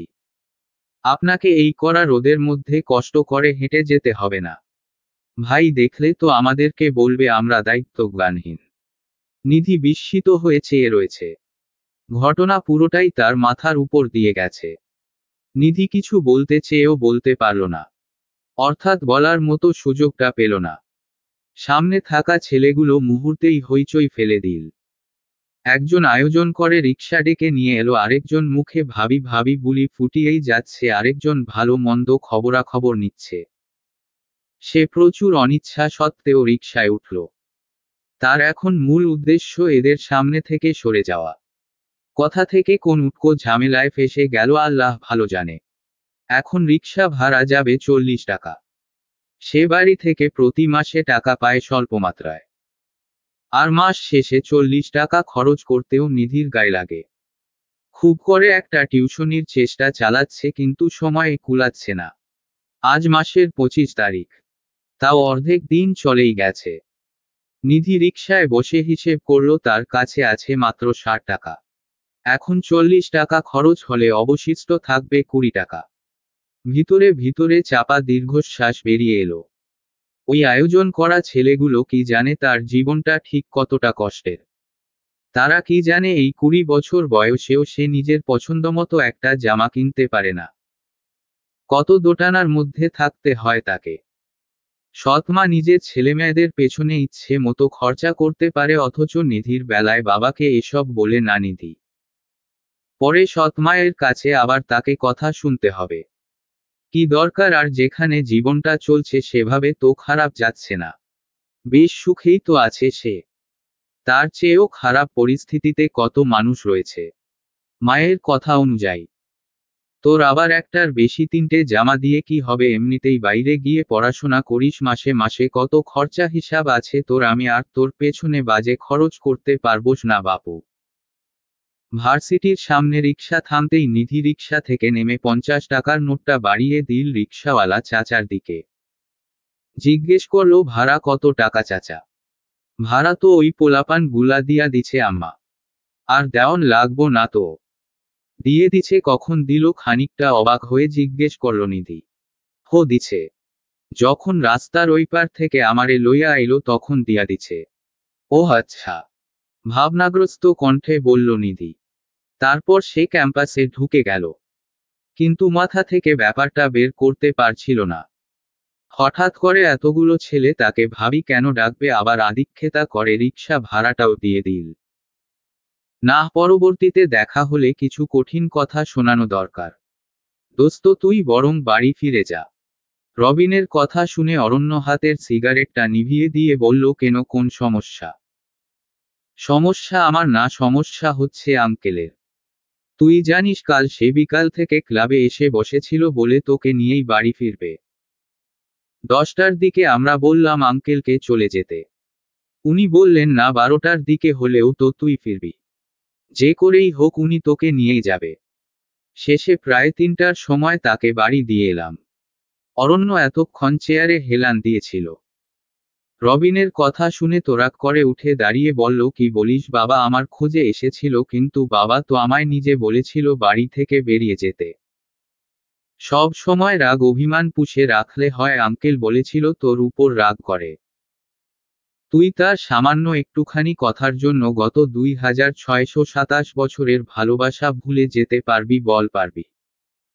অরণ্য মানবিমান ভুলে বাড়ির রাস্তায় পা বাড়াল। সে কি পাগল? নিজের মা বাবার সাথে আবার কেউ রাগ করে নাকি? শাসনের সময়ও তারা, আবার ভালোবাসা উজাড় করে দেওয়ার সময়ও। ক্যাম্পাস থেকে ফেরার পথে নিধি অনেক ভাবনা চিন্তা করে তন্নিকে সমস্ত ঘটনা খুলে বলল। সে শুনে বেশ অবাক হলো বটে। তারপর নিধিকে প্রশ্ন করল, তুই ছেলেগুলোকে চিনিস? হুট করে কোন অচেনা ছেলে তোকে কেন ভাবি ডাকবে? একেবারে অচেনা যে তাও না, আবার যে খুব চিনি এমনটাও নয়। যে মন্টু মামার চায়ের দোকানে মাঝে মাঝে কয়েকটা ছেলেকে আড্ডা দিতে দেখা যায় না, তাদের মধ্যেই কয়েকজন ছিল আজকে। তন্নি বেশ ভাবনা চিন্তা করে বলল, আচ্ছা বেশ, আজ আর হবে না, তবে গতকাল ওই ছেলেগুলোকে আমায় দেখিয়ে দিবি। তারপর ব্যবস্থা আমি করতেছি। নিধি ভয়ার্ত গলায় জিজ্ঞেস করল, কি করবি তুই? তন্নি বেশ ভাব নিয়ে চুল উড়িয়ে বলল, সেটা আমার ব্যাপার। তোর চিন্তা না করলেও হবে। বেশি চিন্তা করলে মাথার চুল পড়ে পড়ে টাকলা হয়ে যাবে। তার চেয়ে ফ্রি থাক, ব্যাপারটা আমি বুঝে নিব। নিধি আসলেই তো তন্নির উপর ব্যাপারটা ছেড়ে দিয়ে বেশ রিল্যাক্স ফিল করলো। এই ধরনের ঝামেলা বা এরকমটাই ঝামেলা থেকে প্রতিবার তন্নিই তাকে উদ্ধার করে। আর নিধিও তন্নিকে চোখ বন্ধ করে বিশ্বাস করে। সমত্ত একখান মাইয়া সারাদিন ঘরের বাইরে কেমনে ড্যাং ড্যাং কইরা ঘুরে বেড়ায়। মায়ের কথায় নিধি কাচুমাচু ভঙ্গিতে দাঁড়িয়ে পড়ল। ক্ষীণ স্বরে বলল, ক্যাম্পাস থেকে ফিরলাম মা। যাইতে মানা করছি না আমি, গেছস কেন? ওই ঢিঙ্গি মায়াটা তোর মাথায় এসব ঢোকায় তাই না? অসভ্যের অসভ্য। নিজে নষ্ট হইছে আরেকটারেও নষ্ট করতাছে।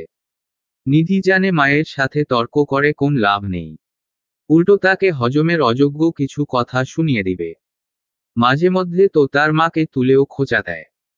বলে কিনা সে নাকি তার মাকে ছোটবেলায় খেয়ে ফেলেছে, এখনো নাকি তার পেট ভরে নাই, এই কারণে সে সারাদিন শুধু খাই খাই করে। অনেকদিন নাকি নিধি ঘরের সব মানুষ সহ সমস্ত জিনিসও খেয়ে ফেলবে। নিধি এসব কথা শুনে আর মুখে ওড়না চেপে হাসে, কিন্তু নিঃশব্দ থাকে। অরণ্য দরজায় দাঁড়িয়ে উকি মারল। আমিনুল ইসলাম সোফায় হেলান দিয়ে বসে আছেন। এক হাত থুতনিতে ঠেকানো, চোখে মুখে হতাশার ভাব স্পষ্ট। অরণ্য এক পা করে এগিয়ে যেতেই পাশের ঘর থেকে অনন্যা বেরিয়ে এলো। অরণ্যকে দেখে চেঁচিয়ে উঠল, ভাইয়া এসেছে, ভাইয়া এসেছে। কখন এলি ভাইয়া তুই? বাড়ি এসে এরকম চোরের মতো উকি ঝুঁকি মারছিস কেন? বল বল, কোথায় ছিলি এই কয়েকদিন? বাড়ির সবাই যে তোর জন্য চিন্তায় চিন্তায় অস্থির হয়ে গেছে, সেই খবর রেখেছিস, ফিরে এসেছিস কেন? ভাইয়া যা না চলে যা আবার। অরণ্য ইশারায় অনন্যাকে চুপ করতে বলল, কিন্তু সে চুপ করল না, উল্টো আগুনে ঘি ঢালার মতো আরো অনেক কথাই বলে গেল। অরণ্য পা টেনে টেনে বাবার পায়ের কাছে এসে বসল। আমিনুল ইসলাম শান্ত কণ্ঠে জিজ্ঞেস করলেন, কোথায় ছিলেন 2 দিন? ইদানিং আপনার খোঁজখবর পাওয়া তো খুব দুঃসাধ্য ব্যাপার হয়ে গেছে, কি মনে করেন নিজেকে? অরণ্য জানে বাবা যখন খুব অভিমান করে তখন সে এভাবেই আপনি সম্বোধন করে। তাই সে আমতা আমতা করে বলল, বাবা আমি একটু কাজে আটকা পড়েছিলাম। তাই আর কি? আপনার কাছে ফোন ছিল না সাহেব? আপনাকে বাসা থেকে ফোনটা কিনে দেওয়া হয়েছে বন্ধ করে রাখার জন্য। আর কত নাটক দেখিয়ে ক্ষান্ত হবেন বলেন তো? আগে থেকে জানা থাকলে ভালো হতো। এত নাটক তো আর সহ্য করা যাচ্ছে না। বাড়ির মানুষের যে চিন্তা হয় এটা আপনি বুঝেন না। এই শিক্ষাটা কি আপনি আপনার পরিবার থেকে পান নাই? আমি আসলেই দুঃখিত বাবা, ফোনে চার্জ না থাকার কারণে অফ হয়ে গেছিল। তোমার জন্য যে বাড়ির মানুষের চিন্তা হয় সেটা যেন তোমার জন্য যে না খেয়ে বসে থাকতে হয় সেটা বোঝো। শায়লাও ততক্ষণে চলে এসেছেন ড্রয়িং রুমে। আমিনুল ইসলাম স্ত্রীর দিকে তাকিয়ে বললেন, শায়লা ওকে ঘরে নিয়ে যাও। 2 দিন কোন বনেবাদারে থেকেছে কে জানে, খেয়েছে নাকি খায় নাই তার কোন ঠিক ঠিকানা আছে? ফ্রেশ হয়ে ওকে খেতে বল। অরণ্য বাবার দিকে একদৃষ্টিতে চেয়ে থেকে বলল, তুমি আমার জন্য চিন্তা করো নাই? সব চিন্তা কি মা আর অনন্যার? তোমার কিছু নেই? না নেই। কোন গর্দভ ছেলের জন্য আমার কোন চিন্তা নেই? নির্বিকার ভঙ্গিতে বললেন তিনি। অরণ্য বাবার দুহাত নিজের হাতের মুঠোয় নিয়ে বলল, এইবারের মতো মাফ করে দাও বাবা। কথা দিচ্ছি আর কখনো বাড়ি ছেড়ে যাব না, তুমি কিছু বললেও না। এরপর এইরকম হুটহাটোভাবে তোমাদের কোন কিছু না বলে বাইরে চলে গেলে যেন আমার লাশ ফিরে আসে।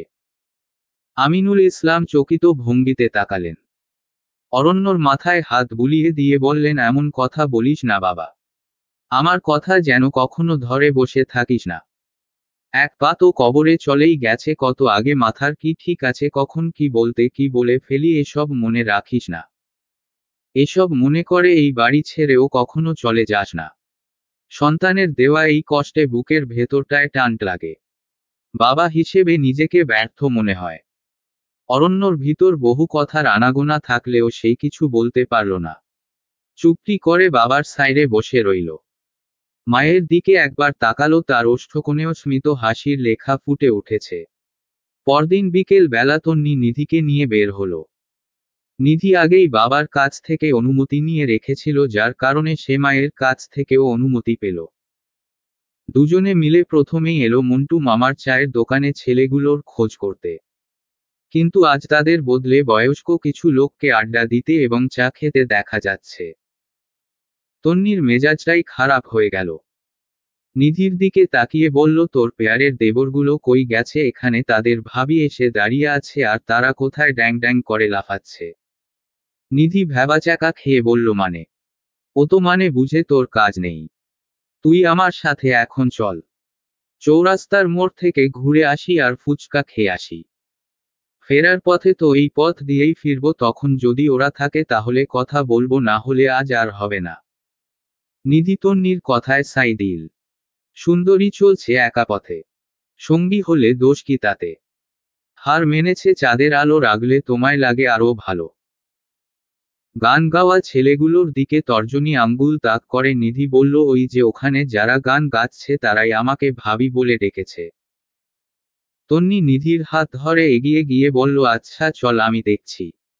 দুজনেই সমানতালে এগিয়ে গেল। সন্ধ্যা পড়ে গেছে ইতিমধ্যে। পাখিদের ডানা ঝাপটানোর শব্দ কর্ণকুহরে ভেসে আসছে অদূর থেকে। দুজনে ছেলেগুলোর সামনে এসে দাঁড়াতেই একজন লাফিয়ে উঠে বলল, আরে আরে ভাবি যে, আসেন না, বসেন। আপনি হঠাৎ এখানে? এই শুভ্র একটা চেয়ার এগিয়ে দে। দেখি দেখি এই জায়গাটা খালি করত। তারা জায়গা খালি করার আগেই তন্নি এগিয়ে গেল। তুড়ি বাজিয়ে জিজ্ঞেস করল, এসবের মানে কি ভাবিকে? অয়ন হাসি মুখে বলল, এই যে আপনার পাশে যে দাঁড়িয়ে আছে তিনি আমাদের ভাবি। তাই না ভাবি? বলেন, আমাকে ভুলে গেছেন নাকি? ওই যে গতকাল যে দেখা হলো। নিধি কিছু বলার আগেই তন্নি বলল, স্টপ। আপনাকে আমি জিজ্ঞেস করেছি, তাই আপনি আমার প্রশ্নের উত্তর দিন। ও আপনার ভাবি হচ্ছে কিভাবে? আরে বলেন কি, মূর্খ নাকি আপনি? ভাইয়ের বউ ভাবি হবে না তো কি খালাম্মা হবে? হ্যাঁ, সেটাই জিজ্ঞেস করছি। কেমন ভাই আপনার? চাচাতো, মামাতো, খালাতো, ফুপাতো নাকি অন্য কিছু? কিছু একটা, তবে বলা যাবে না। আশ্চর্য, ভাইয়ের সন্ধান দিবেন না? আমার বান্ধবীকে নিশ্চয়ই আপনার ভাইয়ের পছন্দ হয়েছে, তাই না? এখন আমার বান্ধবীরও তো আপনার ভাইকে পছন্দ হওয়ার একটা ব্যাপার আছে। আপনার ভাইয়ের হদিস একবার আমায় দিয়ে দেন, প্রমিস করছি আমি নিজে তাকে দুলাভাই ডাকবো। নিধি চোখ রাঙাল। তন্নি পাল্টা চোখ টিপি দিয়ে তাকে কিছু একটা বুঝিয়ে দিল। কিন্তু অয়নদের কাছে হাজার অনুনয় বিনয় করার পরও তারা কিছুতেই মুখ খুলল না। শেষ পর্যন্ত ভাই ভাবির রহস্য অজানাই থেকে গেল। তবে ফিরে যাওয়ার আগে তন্নি শাসিয়ে গেল, আমার বান্ধবীকে যদি আর একবার ভাবি বলে ডেকেছেন তো একেবারে জান কোরবান করে দিব। চেনেন আমাকে? না চিনলেও চেনায় দিব। হু হু। ফিরে যাওয়ার সময় নিধি পেছনে ফিরে তাকিয়েছিল বেশ কয়েকবার। এদের সাথেই তো সেই ঘাটে ছেলেটাকে আড্ডা দিতে দেখা যায়। তবে আজ নাই কেন? অবশ্য গত কয়েকদিন ধরেই বখাটে ছেলেটাকে দেখা যাচ্ছে না। কই গেছে কে জানে। অরণ্যকে দেখা গেল পরদিন। উসখুস চুলে নেভি ব্লু কালার শার্টে প্রথম দেখায় ছেলেটাকে চিনতে পারল না নিধি। না পারার অবশ্য একটা কারণ আছে। সেদিন মারামারি ফলে তার ঠোঁট খুব বাজে ভাবেই কেটে গেছে। আজ সেই জায়গাটা বাজেভাবে ফুলে উঠেছে। এই ছেলেটা বোধহয় নিজের একদমই যত্ন করে না। নিধির একবার গিয়ে তার সামনে দাঁড়িয়ে বলতে ইচ্ছে করল, এই বখাটে ছেলে সারাদিন বুঝি মারামারি করেন, নিজের একদমই যত্ন নেন না, তাই না? কি অবস্থা করেছেন চেহারার বলেন তো? চুলগুলো কেমন এলোমেলো। দেখে মনে হবে কত দিন শ্যাম্পু করা নাই। ফিটফাট হয়ে ফুল বাবু সেজে থাকতে পারেন না। কিন্তু সে বলল না। সব কথা সবাইকে বলার অধিকার থাকে না। সে দ্রুত সেই স্থান পরিত্রাণ করল। বাড়ির একটু আগ মুহূর্তে গিয়ে নিধি খেয়াল করল কেউ তার পিছু নিচ্ছে। সেই গলির মুখে ঢোকার আগেই পেছনে ফিরে তাকালো। ওমা, বখাটে ছেলেটা এখানে এলো কোথা থেকে? তার মানে আসলেই সে নিধির পিছু নিয়েছে। নিধি অবাক হয়েই চেয়ে রইল। সেই সুযোগে অরণ্য নিধিকে পাশ কাটিয়ে সামনে এগিয়ে গেল। সহসা নিধির ধ্যান ভাঙল। মনে মনে বলল, আবার কাকতালীয় ছেলেটা যেহেতু আমায় পাশ কাটিয়ে চলে গেল তাই সে আমায় ফলো করে নাই। ঈশ্বর, আমি একটা নামে কি সব উল্টাপাল্টা ভেবে ফেলি। তোমার আত্মা এবং সত্তাটাকে অন্তর্ভেদী দৃষ্টি দিয়ে দেখার পর থেকেই খুব স্পষ্টভাবে নিজের হৃদস্পন্দন অনুভব করতে পারছি। এটাকে কি কোনোভাবে ভালোবাসা বলে? তোমার ভীষণ সুন্দর চোখ দুটোতে সরলতা দেখার পর হৃদয়ের গহীনে এক অস্পর্শনীয় অনুভূতি হয়। এটাকেও কি ভালোবাসা বলে? তারপর খানিক স্পেস দিয়ে লেখা বেনামি চিঠিরাই ভালো থাক। চিনলে তো প্রত্যাশা বাড়ে, আর প্রত্যাশা বাড়লে দূরে চলে যাওয়ার আকাঙ্ক্ষা বেড়ে যায়। নিধি ভেবে কোন ভুল কিনারা পেল না এইরকম উদ্ভট চিঠি তাকে কে দিবে? তার মস্তিষ্ক সীমানার মধ্যে এমন কেউ নেই যে তাকে এইরকম চিঠি দেবে। কারণ সে এমন একরকম মানুষ যাকে পুরোপুরি পছন্দ করা তো দূরে থাক, মানুষ তার সামান্য সঙ্গ পছন্দ করে না। আর এই চিঠিদাতা পাগল নাকি? তবে কি তাকে ভাবি ডাকা ছেলেগুলোর ভাই এই চিঠিদাতা? নিধি সমস্ত বিষয়টা তন্নিকে বলে দিল। এত চাপ সে তার ছোট্ট মস্তিষ্কে কিছুতেই নিতে পারবে না। তন্নি সমস্তটা শোনার পর তেজি গলায় বলল, চোখের সরলতার প্রেমে পড়েছে পাগল নাকি কাপুরুষের মতো পেছনে থেকে লুকিয়ে লুকিয়ে কেন প্রেম নিবেদন করছে? তোর রোমিওকে সামনে আসতে বল নিধি, না হলে কিন্তু আমি ঘুষি মেরে তোর নাক ফাটিয়ে দেব। আমি তো এসবের কিছুই জানি না। যখন এই চিঠিটা পেলাম সাথে সাথেই তো তোকে দেখালাম।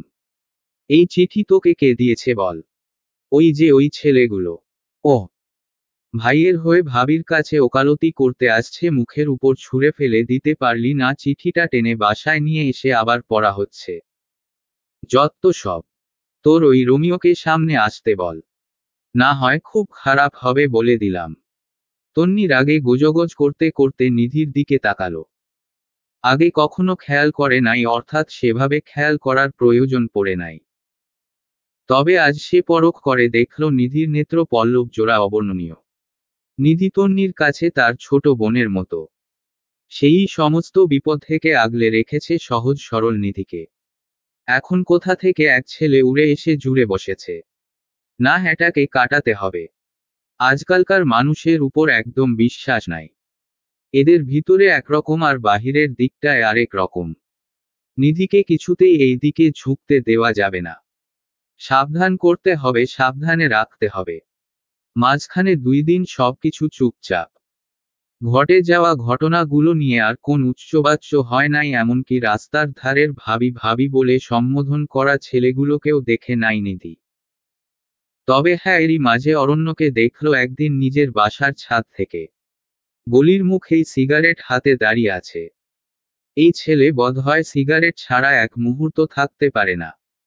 নিধি যখনই তাকে দেখেছে তখনই হাতে ওই অখাদ্য থাকবেই থাকবে। নিধি ভেবে পায়ে উটকো দুর্গন্ধযুক্ত ওই বস্তুর মধ্যে কি এমন নেশা রয়েছে। সেদিন অরণ্যকে দেখে বেশ অবাক হয়েছিল নিধি। আজও নিশ্চয়ই কাকতালীয়। ব্যাপারটা এখানেই শেষ হয়ে যেতে পারত, কিন্তু হলো না। নিধি পর পর 2 দিন অরণ্যকে দেখল। একবার এক এক দিক থেকে। কখনো ছাদ থেকে, আবার কখনো নিজের রুমের বারান্দা থেকে। কিন্তু আজ সে তার মায়ের রুমের বারান্দা দিয়ে উকি দিয়েছিল। সেটাই চোখে পড়ে গিয়েছিল মমিনার। এই নিয়েও তিনি নিধিকে কথা শোনাতে ছাড়েন নাই। আমার ঘরে ঢুকেছিস কি চুরি করার জন্য? তোকে কি বাড়ি থেকে টাকা পয়সা কম দেওয়া হয়? সব তো গেলিস। এখন আবার কি ওই বারান্দায় কি করিস তুই? কারে কি চালান করিস? ঘরের সব জিনিস কি বিক্রি করে দেওয়ার ফন্দি করিস? কি দিছস বল? তোর কোন নাগরের হাতে কোন জিনিস পাচার করছস? এত অকথ্যের পর আর জবাব দেওয়া যায় না। নিধি একদম নিশ্চুপ হয়ে চোরের মতো পালিয়ে আসে মায়ের সামনে থেকে। এরই মধ্যে নিধির পরীক্ষা শুরু হয়ে গেল। প্রথম পরীক্ষা শেষেই তাদের ক্যাম্পাসের সামনে বিশাল গন্ডগোল লেগে গেল। পূর্ব পাড়ার ওই ছেলেগুলো এসে আজকে আবার ঝামেলা শুরু করেছে। তবে আজ দণ্ড বেজেছে ক্যাম্পাসের ছেলেগুলোর সাথেই। তন্নি এগিয়ে এসে নিধির হাত আঁকড়ে ধরল। তারপর বলল, ভিতরে গিয়ে বসি চল। এই ঝামেলার মধ্যে বসে থাকতে ভালো লাগছে না। নিধি উৎসুক হয়ে বলল, থাক না এখানেই। মারামারি দেখি না একটু। এদের আজাইরা কাহিনী ঋত্বিক রোশনের কোন মুভি না যে দেখতেই হবে। আমি বলছি ভিতরে আয়। তন্নি নিধির হাত ধরে ভিতরে নিয়ে গেল। সোজা ক্যান্টিনে এসে 2 কাপ চা দিতে বলল। চা খেতে খেতে নিধিকে জিজ্ঞেস করল, চিঠির ব্যাপারে আর কোন খোঁজ খবর জানিস? মানে কি দিয়েছে বা এর মধ্যে কি আছে? নিধি বিষয়টা অস্বীকার করে গেল। আসলেই তো সেই ব্যাপারে কিছুই জানে না। তবে একটু একটু সন্দেহ হচ্ছে একজনের উপর, সেই সামান্য সন্দেহের জের ধরে সব বলে দেওয়া তো ঠিক না। দেখা হলো তন্নি গিয়ে ওই ছেলেটাকে ধরল। তারপর ছেলেটা অস্বীকার করলে সে সত্যি সত্যি ঘুষি মেরে নাক মুখ ফাটিয়ে দিতে পারে।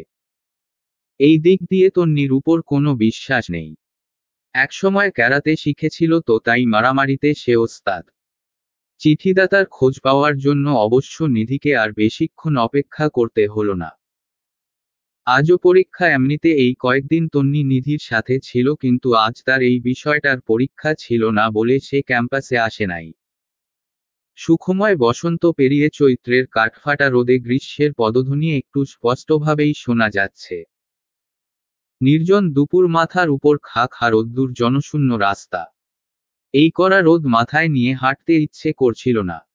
একটুতেই কেমন শরীর ভেঙ্গে ভেঙ্গে আসছিল। গাছের একটা পাতাও নড়তে দেখা যাচ্ছে না, সব স্পন্দন হারা। নিধি ব্যাগ হাতিয়ে দেখল, মোটে 20টা টাকা আছে তার কাছে। এইটুকু টাকায় বাড়ি পর্যন্ত যাওয়া যাবে না কোনভাবেই।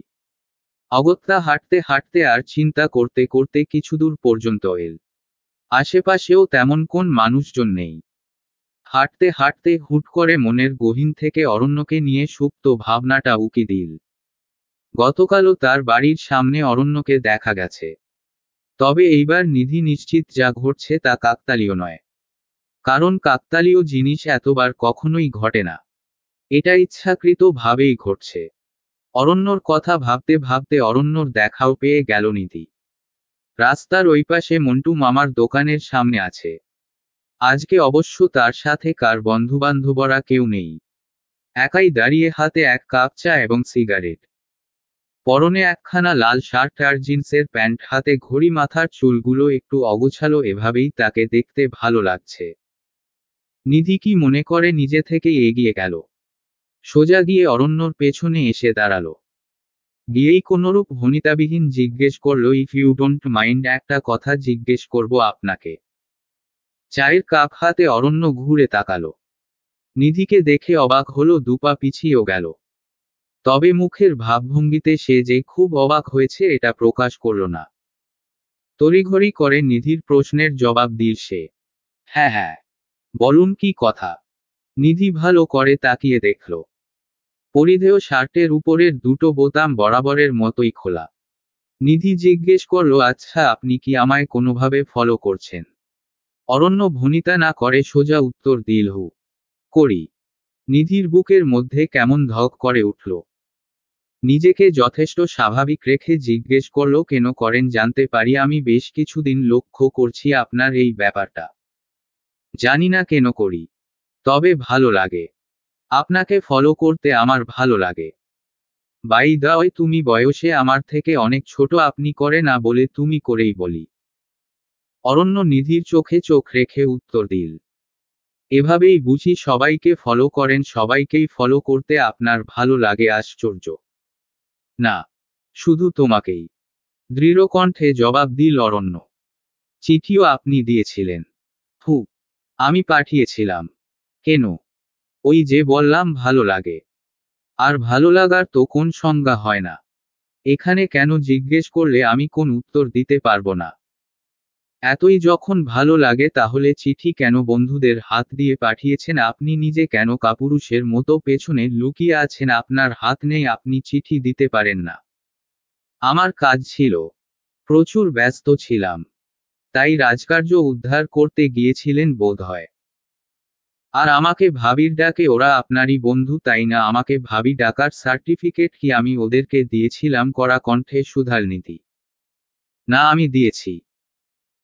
আমার অনুমতি ছাড়া। আপনি আমাকে চেনেন নাকি জানেন? ওই তো সেদিন নর্দমায় পড়ে গিয়েছিলাম, আপনি আমায় উঠিয়েছিলেন তাই না? আমাদের পরিচয় তো শুধু এটুকুই। এর জের ধরে আপনি একাই এতদূর এগিয়ে ফেলেন। আপনার সাহস দেখে আমি সত্যিই আশ্চর্য। আমিও আমার সাহস দেখে আশ্চর্য। বুঝি না এত সাহস আমি কোথা থেকে পাই। নিধি কড়া কণ্ঠে বলল, স্টুপিড, নেক্সট টাইম আমার পিছু ছাড়বেন নয়তো। নিধি হুমকিধামকি দিয়ে নিজের পথ দেখল। অরণ্য মিহি হাসল। বুকের বাপাশে হাত রেখে আপন চিত্তে বলল, হতে পারে কোনো রাস্তায়, কোনো হুড়তোলা এক রিকশায়। আমি নীল ছাতা নিয়ে দাঁড়িয়ে। তুমি দেখলে না রোদে পোড়ায় রোমিও চেহারা। তুমি বুঝলে না আমার ইশারা। মন বলে যদি থামতে, তুমি থামলে না। তোমার জুলিয়েট হাসি হেসে, যদি ডাকতে ভালোবেসে, আমি তোমার চোখে তাকানোর সাহস পেতাম না। আমার জোরস্বর এই শরীরে, তোমার হাওয়ায় লাগছে ফুরফুরে। প্রেম নাকি পাগলামি বলতে পারবো না। লোকে পাগল বলুক মাতাল বলুক, আমি তোমার পিছু ছাড়ব না, তোমার পিছু ছাড়ব না। অরণ্য হাসতে লাগলো। নিধি যেতে যেতে আবার কি মনে করে পিছন ফিরে তাকালো। অরণ্য সেটা লক্ষ্য করে বলল, না না না, পিছু ছাড়ব না। নিধি ভেঙচি কেটে প্রস্থান নিল। অরণ্যর সহজ স্বীকারোক্তিতে নিধির ভাবনার রাজ্য যেন সহজেই উথালপাথাল হয়ে গেল। এই তো একটু আগের কথাগুলো তার মনে পড়ছে না। বেমালুম ভুলে বসে আছে। অথচ অরণ্যর সাথে তার দেখা এবং কথা হওয়ার 10টা মিনিট সময়ও এখনো পার হয় নাই। এত তাড়াতাড়ি সব ভুলে গেলে নিধি খুব করে চাইছে মনে করতে, কিন্তু মাথায় খেলছে না কিছু। ভাষা ভাষা যা মনে পড়ছে তার সারমর্ম নিধির কাছে অদ্ভুত লাগছে। ভালো লাগে বলতে কি বোঝাতে চাইল ছেলেটা, ভালোবাসা নাকি শুধুই আকর্ষণ? অস্থির চিত্তে বাড়ি ফিরল নিধি। বখাটে ছেলেটার বখাটে টাইপ কথাবার্তা মস্তিষ্কে হানা দিচ্ছে খুব করে। নিধি নিজের এসবের সাথে পরিচিত নয়। কোনো ছেলের সাথে কথা বলাতেও সে অভ্যস্ত নয়। কিন্তু এখন সব এলোমেলো লাগছে। হাতের কাজ শেষ করছে অসম্ভব দ্রুত। মমিনাকে চা দিতে গিয়ে চা ছলকে পড়ে গেল পেয়ালার বাইরে।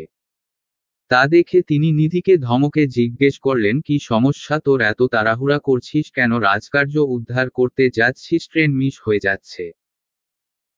রান্নাঘর থেকে বেরোবার মুহূর্তে সৌরভের সাথেও একবার ধাক্কা লেগে হাত থেকে জিনিসপত্র পড়ে গেল। এক ধাপ বকা সে ভাইয়ের কাছ থেকেও খেয়ে নিল, কিন্তু নির্বিকার রইল। নিজেকে যথাসম্ভব শান্ত রাখার চেষ্টা করল, কিন্তু পারল না। কথাটা তন্নিকে না জানানো পর্যন্ত যে তার জীবনে শান্তি এরকম সেকেন্ডে সেকেন্ডে দৌড়ঝাঁপ করে বেরাবে, এটা সে খুব ভালোভাবেই বুঝতে পেরেছে। অরণ্য ভাবছিল অন্য কথা। এই কয়েকদিনে তার কি কি হয়ে গেল তা নিজেও ভালো মতো টের পেল না। বোঝার মতো যা বুঝতে পারল তা হলো সে ওই মেয়েটির প্রেমে পড়ে গেছে। প্রেমে পড়ার পর কি অদ্ভুত কিছু কাণ্ড করে ফেলল যা তার স্বভাব বিরুদ্ধ।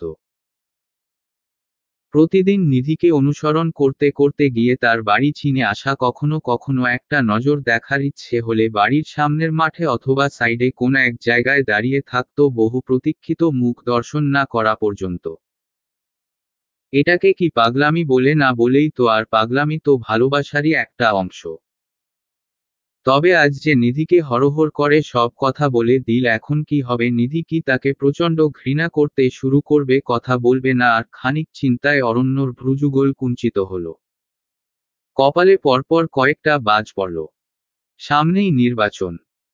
পূর্বপাড়ার ক্লাবঘরে বসে যখন অরিত্র সাহা আর তার সাথে বেশ কয়েকজন বন্ধুবান্ধব পোস্টার ঘাটাঘাটি করছিল, তখন হুট করে উদয় হল নাহিদ। হেসে কুশল বিনিময় করে অরিত্রের মুখোমুখি এসে বসল। অরিত্র চোখের ইশারায় বাদবাকিদের চলে যেতে বলল। তারপর নাহিদের উদ্দেশ্যে প্রশ্ন ছুড়ল, কি ব্যাপার, কোন সিরিয়াস কথা আছে নাকি? বুঝলেন কি করে ভাই? চোখ মুখের অবস্থা দেখেই বুঝতে পেরেছি বাদবাকিদের সঙ্গ তোর পছন্দ হচ্ছে না। আচ্ছা বল, এখন কি বলবি? নাহিদ চোখে মুখে বেশ গম্ভীর ভাব ফুটিয়ে তুলে বলল, গত কয়েক মাস আগে আমাদের যে কয়েকটা ছেলের সাথে ঝামেলা হলো না, ওই যে অয়ন, রবিন, ওদের কথা বলছি। অরিত্র হাত উছিয়ে নাহিদকে থামিয়ে দিয়ে থমথমে গলায় বলল, অত বিস্তারিত মনে করাতে হবে না। ওদেরকে আমার খুব ভালো করেই মনে আছে। আবার নতুন করে কি ঝামেলা করছে? কি করে নাই সেটা বলেন। কিছুদিন আগে আমাদের সাথে আবার মারামারি লাগালো। অরিত্র ঠোঁটের কোণে ক্রূর হাসি ফুটিয়ে বলল, ওদের সাথে অরণ্য ছিল তাই না? হ্যাঁ, আমি জানতাম। ও যে এমনি এমনি ছেড়ে দেওয়ার মতো মানুষ না, এটা আমি ভালো করেই জানি। যাই হোক, তোকে বলছি শোন, লাস্ট একটা সুযোগ ওকে দিব, তারপর যদি না শোনে তাহলে দেখা যাবে। কি দেখা যাবে জিজ্ঞেস করল নাহিদ। নির্বাচন হওয়া পর্যন্ত কি দেখা যাবে সেটা বলা যাচ্ছে না। কারণ আমি শিওর ওরা কখনো তৌহিদকে ভোট দেবে না। তৌহিদ ভোটে জিতুক এটা ওরা চায় না। শুধু ওরা কেন, পাড়ার অন্য সমস্তরাও ভোট দিতে চাইবে না। ওরা চায় শিবলু ভাই যেন এবার নির্বাচনে জিতে। অরিত্র দাঁতে দাঁত চেপে বলল, হারামজাদা একটা, এইবার যদি আসলেই উল্টাপাল্টা কিছু হয় তাহলে অরণ্য শেষ। হাতে নয়, সোজা ভাতে মারব। মানে কি? অরিত্র সাহা মুখ খুলল না। শুধুমাত্র ঠোঁট বাঁকা করে কিছুক্ষণ হাসল। সেই হাসি দেখে নাহিদের ভেতরও কেমন ছমছমে ভাব এলো। কি ভয়ঙ্কর আর নিষ্ঠুর সেই হাসি! নিধির আর জোরতা নিয়ে বেশিক্ষণ অপেক্ষা করতে হলো না। সন্ধ্যার আগ মুহূর্তে তন্নি এসে হাজির হলো তার বাসায়। তন্নিকে দেখেই নিধির চোখে মুখে ঝলক লাগলো। আড়ালে ডেকে নিয়ে ফিসফিস করে বলল, দোস্ত কাহিনী তো একটা ঘটে গেছে। তন্নি টিপ্পনি কেটে বলল, কেন, বিয়ে শাদি করে ফেলছিস নাকি? তা কবে করলি? দাওয়াত পেলাম না তো। আরে থামো, ফাজলামি করিস না। আমি খুব সিরিয়াস কথা বলবো তোকে। জানিস চিঠিদাতাকে? সেটা আমি পেয়ে গেছি। এইবার তন্নিও নড়েচড়ে বসল। বোঝাই যাচ্ছে চিঠিদাতাকে এটা জানার বিষয়ে তার ভীষণ আগ্রহ। নিধি ঘটনার শুরু থেকে শেষ পর্যন্ত তন্নির কাছে হুবহু বর্ণনা করে গেল। তন্নি ভাবনাগ্রস্ত কণ্ঠে বলল, আচ্ছা, ছেলেটা কি তোর ব্যাপারে সিরিয়াস? কেন সিরিয়াস হলেই কি আর না হলেই কি আমি কি উনার সাথে প্রেম করতে যাব নাকি? আশ্চর্য! না, তা বলিনি। সত্যি বলতে ঘটনাটা আমাকে বেশ ভাবাচ্ছে। বন্ধুবান্ধবদের বলছে তোকে ভাবি ডাকতে, আবার তোর বাড়ি বয়ে এসে চিঠি ফিকে মারছে। এখানে তার কি স্বার্থ কিছু আন্দাজ করতে পারছিস? নিধি ক্ষীণ স্বরে বলল, আমি কিভাবে বলবো? আজকে যা যা ঘটনা ঘটল সবটাই তো তোকে বললাম। আর ছেলেটা একটু উচ্ছন্ন ধাঁচের। দেখিস না রাস্তার মধ্যে কেমন মারামারি করে, ফাজিল বখাটে কোথাকার। আচ্ছা ছেড়ে দে। এরপর ওকে রাস্তাঘাটে দেখলে আমাকে বলবি। মেরে একদম সিধে করে দিব। ব্যাটার শখ কত, হুহো বাই দা ওই, আবার প্রেমে প্রেমে পড়ে যাসনি তো তুই? নিধি তড়িৎ ভঙ্গিতে মাথা দুপাশে নাড়া দিল। ব্যাকুল চিত্তে বলল, আরে না না না না। আমি কেন প্রেমে পড়ব? কি আবোল তাবোল বলছিস তুই? তন্নি সন্দেহের দৃষ্টি নিক্ষেপ করল নিধির পানে। নিধি তা পরখ করে চোখ নামিয়ে নিল। পরপর 2টা পরীক্ষা ছিল আজ। পরীক্ষা শেষ হতে হতে দুপুর গড়িয়ে বিকেল হয়ে গেল। আজকে আর পথে ঘাটে অলিতে গলিতে অরণ্যর দেখা মিলল না। তন্নি অবশ্য অরণ্যকে পাকড়াও করার জন্য অনেকক্ষণ পর্যন্ত অপেক্ষা করল, কিন্তু শেষ পর্যন্ত তার দেখা মিলল না। বিরক্ত হয় নিধিকে বলল, কই তোর রোমিও? 2-3 দিন সামনে এসে আজকে লাপাত্তা। বুকে সাহস থাকলে আজকেও ভার্সিটির সামনে এসে দাঁড়িয়ে থাকতো, তাই না? এটাকে একটা প্রাঙ্ক ভেবে ভুলে যা। নিধি একগাদা বিস্ময় নিয়ে জিজ্ঞেস করল, ভুলে যাওয়ার কথা উঠছে কেন, যেখানে আমি কিছু মনেই রাখিনি? মনে রাখিস নি যেমন ঠিক তেমনি তোর চোখ যে অন্য কথা বলছে সেটাও ঠিক। চোখের অভিব্যক্তি আর মুখের অভিব্যক্তি যে মিলছে না। কিঞ্চিত হেসে বলল তন্নি। নিধি থতমত খেয়ে গেল। তন্নির কথা একেবারে ভুল নয়। আবার তন্নি যেভাবে বলছে সেটাও একদম ঠিক নয়। নিধির শুধুমাত্র কৌতূহল হচ্ছে, সে কিছুতেই কৌতূহল দমাতে পারছে না। ভীষণ জানতে ইচ্ছে করছে ছেলে খেলার ছলেও ঘটনাগুলো তার সাথে ঘটছে তো এইরকম ঘটনা যে নিধির সাথে কশ্চিনকালেও ঘটেনি। সম্প্রতি এই ঘটনাগুলো তাকে খুব করে ভাবাচ্ছে। কিন্তু তন্নি যেই ভাবনার কথা উল্লেখ করছে এটা কিন্তু সে ভাবনা নয়। নিধি তাও সন্ধান পেল না নিজের ভাবনার। তন্নি যা ভাবছে নিধির ভাবনা কি তার চেয়েও বেশি গভীর কে জানে। পরদিন পরীক্ষার হল থেকে বের হয়ে কিছুদূর যেতেই অরণ্যর সাথে দেখা হয়ে গেল। ঠিক দেখা হলো না, তারাই অরণ্যকে দেখতে পেল। একটু এগিয়ে গিয়ে পেছনে এসে দাঁড়ালো। অরণ্য অয়ন রবিন একসাথে দাঁড়িয়ে গল্প করছিল। ভাষা ভাষা নিধি আর তন্নির কানে এসে পৌঁছালো। অরণ্য রবিনকে উদ্দেশ্য করে বলছে, শালা তুই আসলেই ডায়াবেটিসের রোগী। তোর সবকিছুতেই খুঁতখুঁতুনি। অরণ্যর কথায় অয়ন বিজ্ঞের মতো মাথা নাড়িয়ে বলছে, আমিও একমত ভাই। এই শালা যেইটা করবে সেটাতেই সমস্যা। সবকিছুতেই খুঁত ধরে। এর এই খুঁতখুঁতানি স্বভাবের জন্য আমরাই কোন কাজ ঠিক করে করতে পারি না। রবিন বেশ সিরিয়াস ভাবভঙ্গিতে প্রকাশ করে উত্তর দিল, গরিবের কথা বাসি হলে মিষ্টি হয়, আজ বুঝবি না। বুঝবি না? যেদিন বুঝবি সেদিন আর কুল কিনারা খুঁজে পাবি না। অয়ন আর অরণ্য দুজনেই সমস্বরে হেসে উঠল। ওরা কি নিয়ে কথা বলছে কে জানে। তন্নি নিধির দিকে প্রশ্নবোধক দৃষ্টিতে তাকালো। প্রশ্ন ঝরে পড়ছে তার চোখে মুখে। সেই ছেলেটা কোনটা? নিধি হাত তাক করে দেখিয়ে দিল। ডার্ক চকোলেট কালার শার্টের ছেলেটার একদম পেছনে এসে দাঁড়ালো তন্নি। এদিকে অয়ন আর অরণ্য দুজনেই হাসতে হাসতে পেছনে ফিরে তাকালো। পেছনে তাকাতেই তন্নিকে ভেদ করে নিধির দিকে দৃষ্টি পড়ে গেল। চোখাচোখি হয়ে গেল দুই জোড়া চোখ। নিধি চোখ নামিয়ে নিয়ে তন্নির পাশে এসে দাঁড়ালো। হুট করেই অয়ন চেঁচিয়ে উঠল। বলল, আরে আরে ভাবি যে, আপনি এখানে কোনো কিছু দরকার নাকি? অরণ্য চোখ রাঙাল। ইশারায় চুপ করতে বলল। তারপর তন্নির দিকে তাকিয়ে বলল, কি ব্যাপার আন্টি, এভাবে ভূতের মতো উদয় হয়েছেন কেন?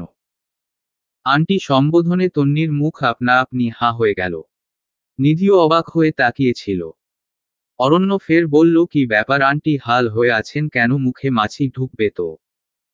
তন্নি তেরে আসল ঝাঁঝালো গলায় বলল, what do you mean by aunty? আপনার সাহস কি করে হয় আমাকে আন্টি ডাকার? আমি আপনার কোন জন্মের আন্টি লাগি? এত সাহস কেন আপনার?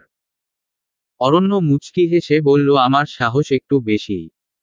বিশ্বাস না হলে আপনার পাশে দাঁড়িয়ে থাকা রমণীকে একটিবার জিজ্ঞেস করে দেখেন। কথা আপনার আর আমার মধ্যে হচ্ছে, এর মধ্যে পাশে দাঁড়িয়ে থাকা রমণীকে টানেন কেন? সমস্যা কি আপনার? তন্নি যেভাবে পায়ে পা দিয়ে ঝগড়া শুরু করেছে, কিছুক্ষণের মধ্যেই এই ঝগড়া হাতাহাতির পর্যায়ে চলে যেতে পারে। তন্নির ঠিকঠিকানা নাই। মেজাজ খারাপ হলে যা কিছু করে ফেলতে পারে। নিধি তন্নিকে সাইডে সরিয়ে নিয়ে এলো। ফিসফিস করে বলল, দোস্ত করিস কি তুই? কি এখন এদের সাথে মারামারি শুরু করবি নাকি? তন্নি ভালো কথার তোয়াক্কা করল না। ফুঁসে উঠে বলল, দরকার লাগলে তাই করব। তোর চ্যাপ্টার ক্লোজ। আমি এখন বিচার করব। আমাকে আন্টি বলল কেন? আমি ওর আন্টি লাগে? আমায় দেখতে কি আন্টি আন্টি মনে হয়? ছেড়ে দে না। ফাজলামি করে বলেছে হয়তো। ছেড়ে দেব হুহো? এত সোজা এক একটাকে এই নর্দমায় চুবাবো আমি? নিধি তন্নিকে শান্ত করে বলল, আচ্ছা আচ্ছা, ছেড়ে দিতে হবে না, কিন্তু এখন কিছু করার দরকার নেই। আমার দেরি হয়ে যাচ্ছে, অন্ততপক্ষে আমার কথা ভেবে হলেও বাড়ি চল। মা বকবে রে। তুই কি চাস আমি তোর জন্য বকা খাই? আচ্ছা ঠিক আছে, এইটুকু কম্প্রোমাইজ আমি তোর জন্য করতেই পারি, কিন্তু নেক্সট এদের ছাড়ব না। সত্যি সত্যি নর্দমায় চুবাবো। আচ্ছা সে দেখা যাবে, এখন চল। অয়ন এতক্ষণ কান খাড়া করে শুনছিল দুই বান্ধবীর কথোপকথন। তারপর সে নিধিদের পথে দিকে চেয়ে ক্ষীণ স্বরে বলল, আহারে আন্টির বয়স হয়ে গেছে, কথায় পারছে না বলে এইভাবে চলে যাচ্ছে। তন্নি ফের রাগে ফুঁচতে ফুঁচতে পেছনে তাকালো। নিধি ওর হাত ধরে চেপে জোরে জোরে পা চালালো। উফ যন্ত্রণা। ছেলেগুলো আসলেই বদের হাড্ডি। সব বাদ। ওই ছেলে আমাকে আন্টি বলল কোন সাহসে? আমার কিন্তু মাথা গরম হয়ে যাচ্ছে। আমার বংশের মধ্যে কেউ পুলিশ থাকলে ওরে আমি সত্যি সত্যি জেলের ভাত খাইতাম, আমারে আন্টি ডাকার অপরাধে। নিধি ভয় ভয় ক্ষীণ স্বরে জিজ্ঞেস করল, সামান্য আন্টি ডাকার অপরাধী তুই ওনাকে জেলের ভাত খাওয়াতে চাচ্ছিস? যা ফুট বাড়ি যা। আজকেই সব কাহিনী শেষ করে দিতাম, কিন্তু তোর জন্য কিছু হলো না। এখন দাঁড়িয়ে আছিস কেন ওখানে? তো খুব বললি দেরি হয়ে যাচ্ছে, তো চলে যা। নিধি আর দাঁড়ালো না। বড় বড় পা ফেলে নিজের গন্তব্যে চলে এলো। নিধির আজ বাড়ি ফিরতে তুলনামূলক দেরি হয়েছে। তার জানা কথা মা এ নিয়েও বেশ কিছু অকথ্য তাকে শুনিয়ে দিবে। কিন্তু আজ ব্যাপারটা অন্যরকম ঘটল। মা নিধির উদ্দেশ্যে টু শব্দ প্রকাশ করল না। নিধি অবাক হলো বেশ। ঘরে গিয়ে কাপড় পাল্টে এসে বসতেই মমিনার আগমন ঘটল। নিধি মাকে দেখে ধরাম করে দাঁড়িয়ে পড়ল। তখন কোন কথা বলে নাই, এখন নিশ্চয়ই বলবে। তবে কাকতালীয় ভাবে নিধির ধারণা এইবারও ভুল প্রমাণিত হল। মমিনা বেশ শান্ত ভঙ্গিতে জিজ্ঞেস করলেন, কাল তো তোর পরীক্ষা নাই তাই না? নিধি না বোধক মাথা নাড়ল। মমিনা সাথে সাথে কিছু বললেন না।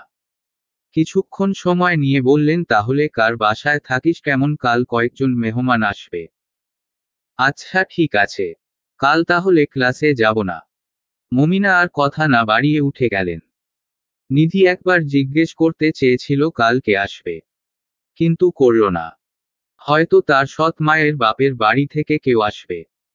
তাদের খোঁজখবর জেনে নিধির কোন কাজ নেই। তার কাজের কাজ হচ্ছে রান্না করা আর পুরো ঘর গুছিয়ে রাখা। সমস্যা নেই, নিধি নিজের কাজ নির্বিঘ্নেই পালন করবে। তন্নি গেটের সামনে অনেক যাবত অপেক্ষা করছিল নিধির আশায়, কিন্তু মেয়ের দেখা মিলল না। ক্লাস শুরু হয়ে গেছে বলে সে তড়িঘড়ি করে ভেতরে পা বাড়াল। নিধির না আসার কারণটা তার কাছে স্পষ্ট হলো না। এমনিতে তো সে কখনোই ক্লাস মিস দেয় না। ওর কাছে একটা ফোনও নাই যে ফোন দিয়ে জিজ্ঞেস করবে সমস্যা কি। তন্নির মনে হলো হয়তো তার সৎ মা তাকে আটকে দিয়েছে, নয়তো কোনো কিছু একটা হয়েছে। সে বেশ কিছুক্ষণ ভাবনা চিন্তা করার পর মাহিমার নাম্বার ডায়াল করল। ভাগ্যিস ওর ফোন নাম্বারটা সেভ করা আছে। রিং হতেই মহিমা ফোন তুলল। জিজ্ঞেস করলো, কে বলছেন? ওপাশ থেকে ভেসে এলো, আমি তন্নি বলছিলাম। ওই তো নিধির ফ্রেন্ড। আচ্ছা নিধি কই বলতে পারো আজকে ক্লাসে আসলো না যে? মাহিমা একা কণ্ঠে টেনে টেনে বলল, ও আজকে তো বাসায় মেহমান আসবে, তাই ও আজকে ভার্সিটিতে যাবে না। মা যেতে মানা করে দিয়েছে। আচ্ছা ওকে একটু ফোনটা দেওয়া যাবে প্লিজ? মাহিমা কিছুক্ষণ ভেবে বলল, আচ্ছা দিচ্ছি। অল্প সময়ের মধ্যেই ফোনটা হাতে বদল হল। নিধির কণ্ঠ কর্ণগোচর হতেই তন্নি ধমকে বলল, এই শালি আজকে ক্লাসে আসিস নাই কেন? ধমক খেয়ে মিয়ে গেল নিধি। ক্ষীণস্বরে বলল, বাসায় মেহমান আসবে তাই রান্নাবান্না করছি। হুমুম তুমি তাই করো।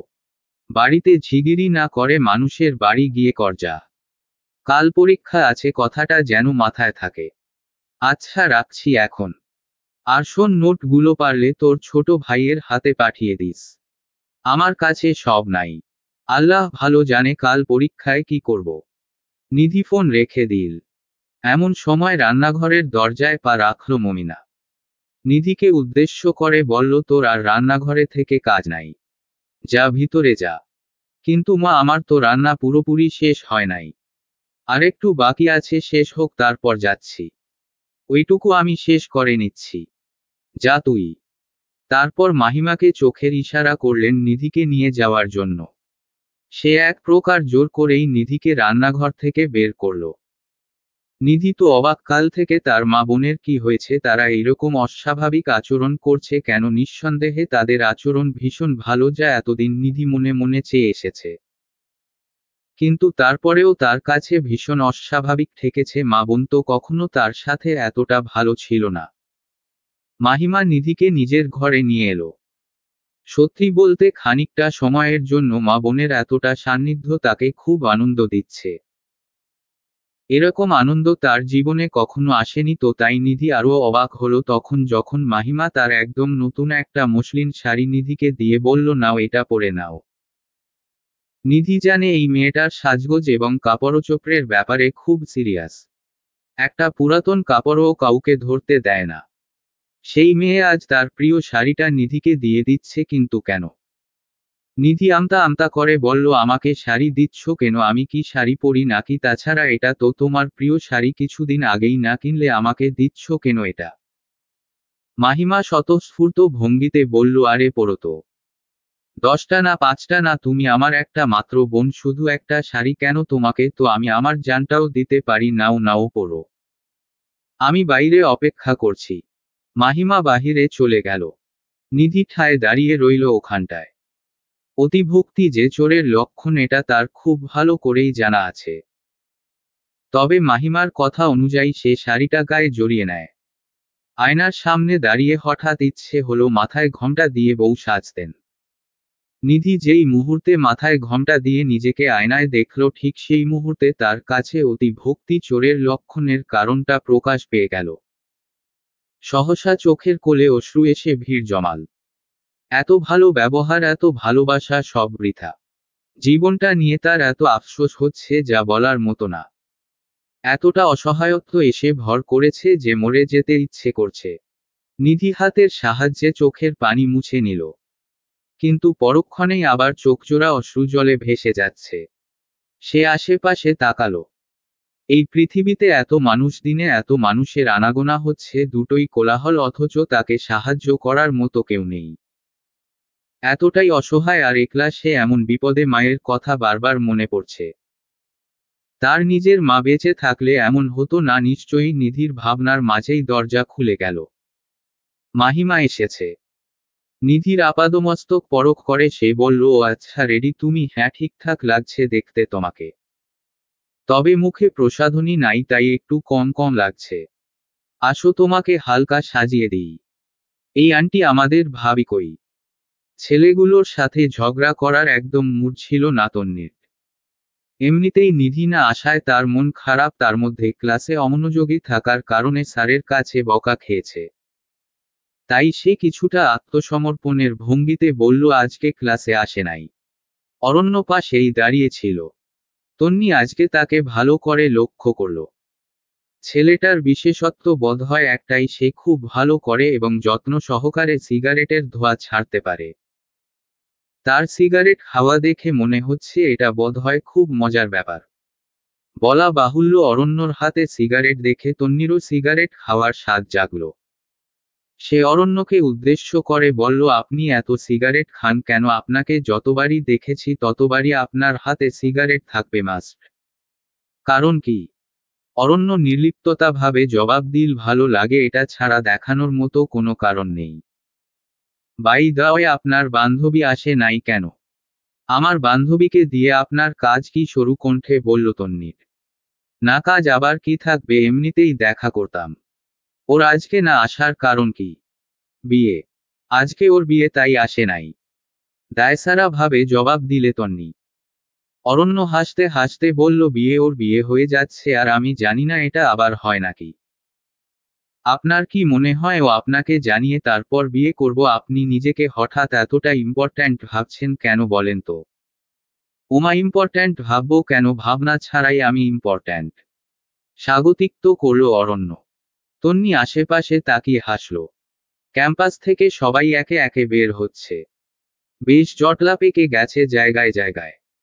অরণ্য তাকিয়ে আছে সেদিকে। তন্নি অরণ্যের দৃষ্টি অনুসরণ করে জিজ্ঞেস করল, আপনি কি এখানে রোজ আসেন নাকি? প্রায় প্রতিদিনই আপনাকে দেখি। সেদিন তো দেখলাম মারামারি করতে। আগে আসতাম না, তবে এখন আসি। অপরাধ স্বীকার করার মতো করে বলল অরণ্য। পাল্টা প্রশ্ন করল তন্নি, কেন আসেন? উদ্দেশ্য কি আপনার? কি জানি। তন্নি সরু চোখে তাকিয়ে জিজ্ঞেস করল, নিধির জন্য। অরণ্য সাথে সাথেই কাঁধ নাচিয়ে দায়সারা ভাবে বলল, কি জানি। হয়তোবা হতেও পারে এটাই কারণ। আচ্ছা, ভালোবাসেন ওকে? কণ্ঠে বেশ ঝাঁজ নিয়ে কথাটা বলল তন্নি। এই প্রশ্নের উত্তর অরণ্য সহসা দিতে পারল না। উত্তরটা ঠিক গলার মাঝামাঝি এসে আটকে গেল।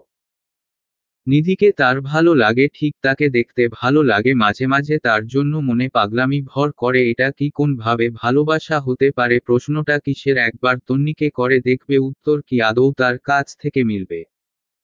নিধি অস্বস্তি নিয়ে সামনের দিকে তাকালো। সামনে বসে থাকা প্রত্যেকটা মানুষের দৃষ্টি তার দিকে।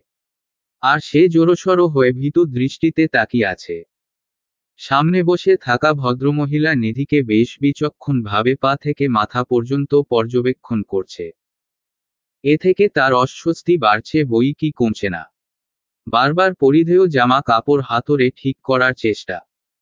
গতকাল থেকে মা বোনদের ব্যবহারে প্রথমেই নিধি কিছু বুঝতে পারে নাই, কিন্তু একটু আগে ঘটনাটা আঁচ করতে পেরেছিল। কিন্তু ততক্ষণে অনেকটা দেরি হয়ে গেছিল। কিছু বলবে সেই মুহূর্তে পাত্রপক্ষ এসে হাজির। নিধি আর কিছু বলতেই পারল না। মা তাকে জোর করে সবার সামনে বসিয়ে দিয়ে চলে গেলেন। নিধি বুঝল না একটা মানুষকে দেখতে এতক্ষণ সময় লাগে কেন। সে কতক্ষণ থেকে কয়েক জোড়া চোখ তাকে আপাদমস্তক দেখেই যাচ্ছে। অনেকক্ষণ বাদে নীরবতা ভেঙে একজন ভদ্রমহিলা বললেন, সব তো ঠিকই আছে, তবে মেয়ে আরেকটু লম্বা হলে ভালো হতো। আর গায়ের রংটাও কেমন চাপা রঙের। মানে সব মিলিয়ে মোটামুটি চলার মতো আর কি। পুনরায় একরাশ অজানা অস্বস্তি ঘিরে ধরল নিধিকে। এভাবে কেউ কখনো কথা বলে? ডান পাশে সোফায় বসে থাকা ভদ্রলোক দুজনের দিকে একবার তাকালো। আসলে পাত্রকে এটা দেখার বা বোঝার চেষ্টা করছিল সে। কিন্তু ওপাশে বসে থাকা দুজনের মধ্যে একজনকেও দেখে পাত্র মনে হলো না। নিশ্চয়ই তার অভিভাবক। আর সামনে থাকা মহিলাটি নিশ্চয়ই পাত্রের মা। পাত্রের মায়ের কথার উত্তর দিলেন মমিনা। আহ্লাদী কণ্ঠে বললেন, আপা, গায়ের রং উচ্চতা দিয়ে কি করবেন বলেন? মেয়ে আমার ঘরের সমস্ত কাজকর্ম পারে।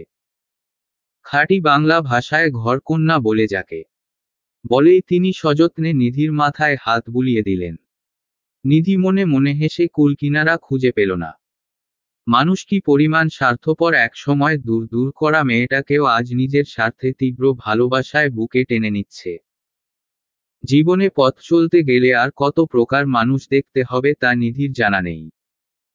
যথাসময়ে পাত্রপক্ষরা চলে গেলেন। নিধির আজ কেমন চুপ থাকতে ইচ্ছে হলো না। অনেকটা বছর একটু মুখে কুলু পেটেছিল।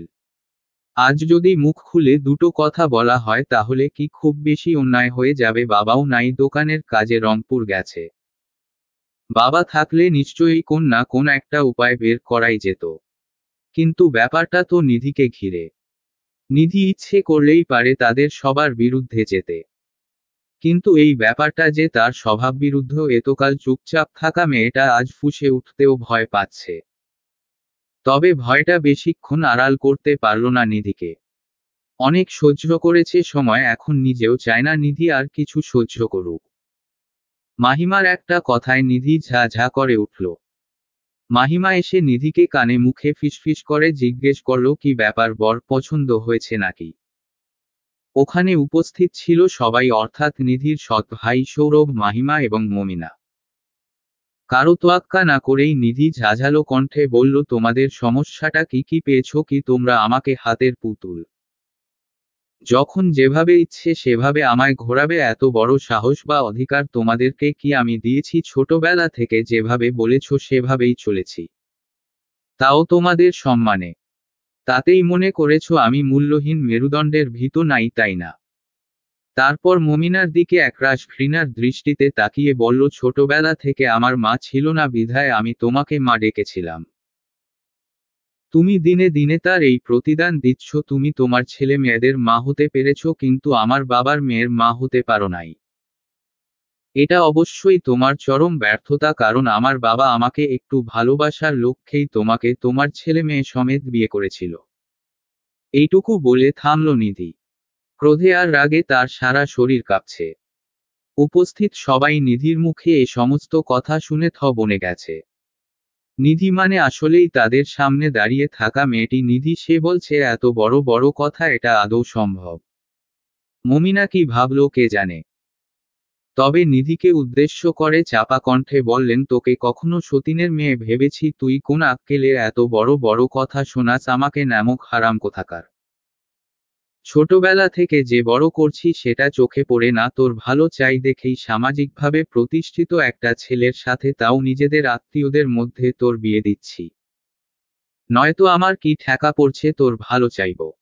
আমার ভালো চাওয়ার দরকার নেই তোমার। আমার ভালো আমি নিজেই চেয়ে নিতে পারবো। আর আমি যেভাবে আছি সেভাবেই ভালো আছি। আমি পড়াশোনা করতে চাই, প্রচুর পড়াশোনা করতে চাই। নিজের ভালো নিজে বুঝলে বেরিয়ে যা এই বাড়ি থেকে। পড়াশোনা করলেও এই বাড়ির বাইরে গিয়ে কর, বললেন মমিনা। ফের চেঁচিয়ে উঠল নিধি, আমি কেন যাব এই বাড়ি ছেড়ে? এই বাড়িতে তোমাদের তিনজনের যত টানা অধিকার আছে তার চেয়ে বেশি অধিকার আমার আছে। কাজেই তোমাদের সমস্যা হলে তোমরা নির্দ্বিধায় বেরিয়ে যেতে পারো। নিধি আর এক মুহূর্ত দাঁড়ালো না।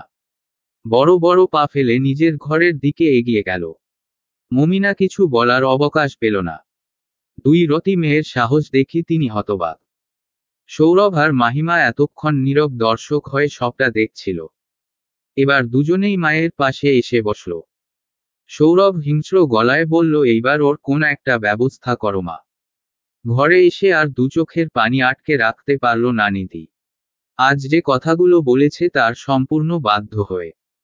মা তো মাই হয়, বুদ্ধি হবার পর থেকে নিধি তাকেই মা জেনে এসেছে। পারতপক্ষে কখনো মায়ের মুখে মুখে কথা বলে নাই সে। সেই মানুষটাকে আজ কতগুলো কথা শুনিয়ে দিল। কিন্তু আজ যে নিজের অস্তিত্ব হারাতে বসেছিল, আজ চুপ থাকলে যে অন্যায় হতো।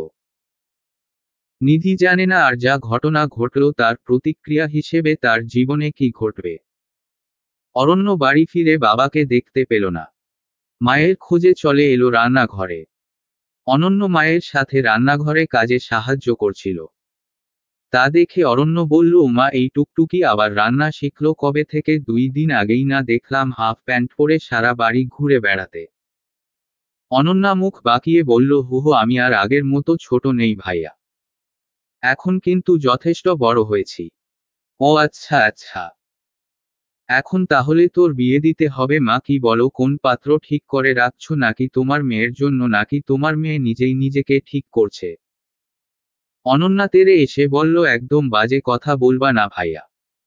মা তুমি তোমার আদরের ছেলেকে কিছু বলছো না যে? এভাবে আদর দিতে দিতে একেবারে মাথায় তুলেছ। বাদর কোথাকার একটা। ও মা সত্যি কথা বললেই দোষ, আর আমি তো এখানে জিজ্ঞেস করছিলাম। এতক্ষণে সায়রা উত্তর দিলেন, তোরা দুজনেই চুপ থাকতো বাপু। এমনিতে কি সারাদিন তোদের কম যন্ত্রণা সহ্য করি আমি? এখন কাজের সময় আবার জ্বালাতে এসেছিস কেন? আমার কাজ শেষের দিকে, তোরা এখন দুজন নিজেদের ঘরে যা। অনন্যা চলে গেলেও অরণ্য গেল না। দরজায় হেলান দিয়ে বলল, বাবা কই গেছে মা? সায়রা একটু ঝাঁঝাল কণ্ঠে উত্তর দিলেন, তোমার বাবা তো আর তোমার মতো বেকার না, তার অনেক কাজ আছে। কাজে কর্মে তাকে বহু দূরে ছুটতে হয়। এখন তো নিজেও বুড়ো, বাপটাকে একটু সাহায্য করতে পারো বাবা। অরণ্য কিছুক্ষণ ভেবে বলল, আচ্ছা মা আমি দেখছি ব্যাপারটা। সায়রা জবাব দিলেন না। তার ছেলে সম্বন্ধে তিনি ভালো করেই জানেন। মুখে বলেছে দেখছি ব্যাপারটা, কিন্তু সে আদৌতেই কিছু দেখবে না। সে ব্যস্ত আছে তার কাজ নিয়ে। কে কখন কোথায় নির্বাচনে দাঁড়াচ্ছে, কোথায় মারামারি হচ্ছে, কোথায় কাটাকাটি হচ্ছে, এই সব খবর থাকে সবসময় তার হাতের মুঠোয়। সায়রা অরণ্যকে উদ্দেশ্য করে বললেন, সামনে তো নির্বাচন, তাই না এইবার যেন কোন ঝামেলা টামেলা করিস না। বাড়ি থাক, আর নয় তো কিছুদিন গ্রামের বাড়ি গিয়ে ঘুরে আয়। আমি চাই না তুই আর এসব ঝামেলার মধ্যে জড়িয়ে যাস। অরণ্য ক্ষীণ হাসল। সত্যি এসব ঝামেলা আর তারও ভালো লাগে না। মন থেকেই মুক্তি পেতে চায় সবকিছুর থেকে।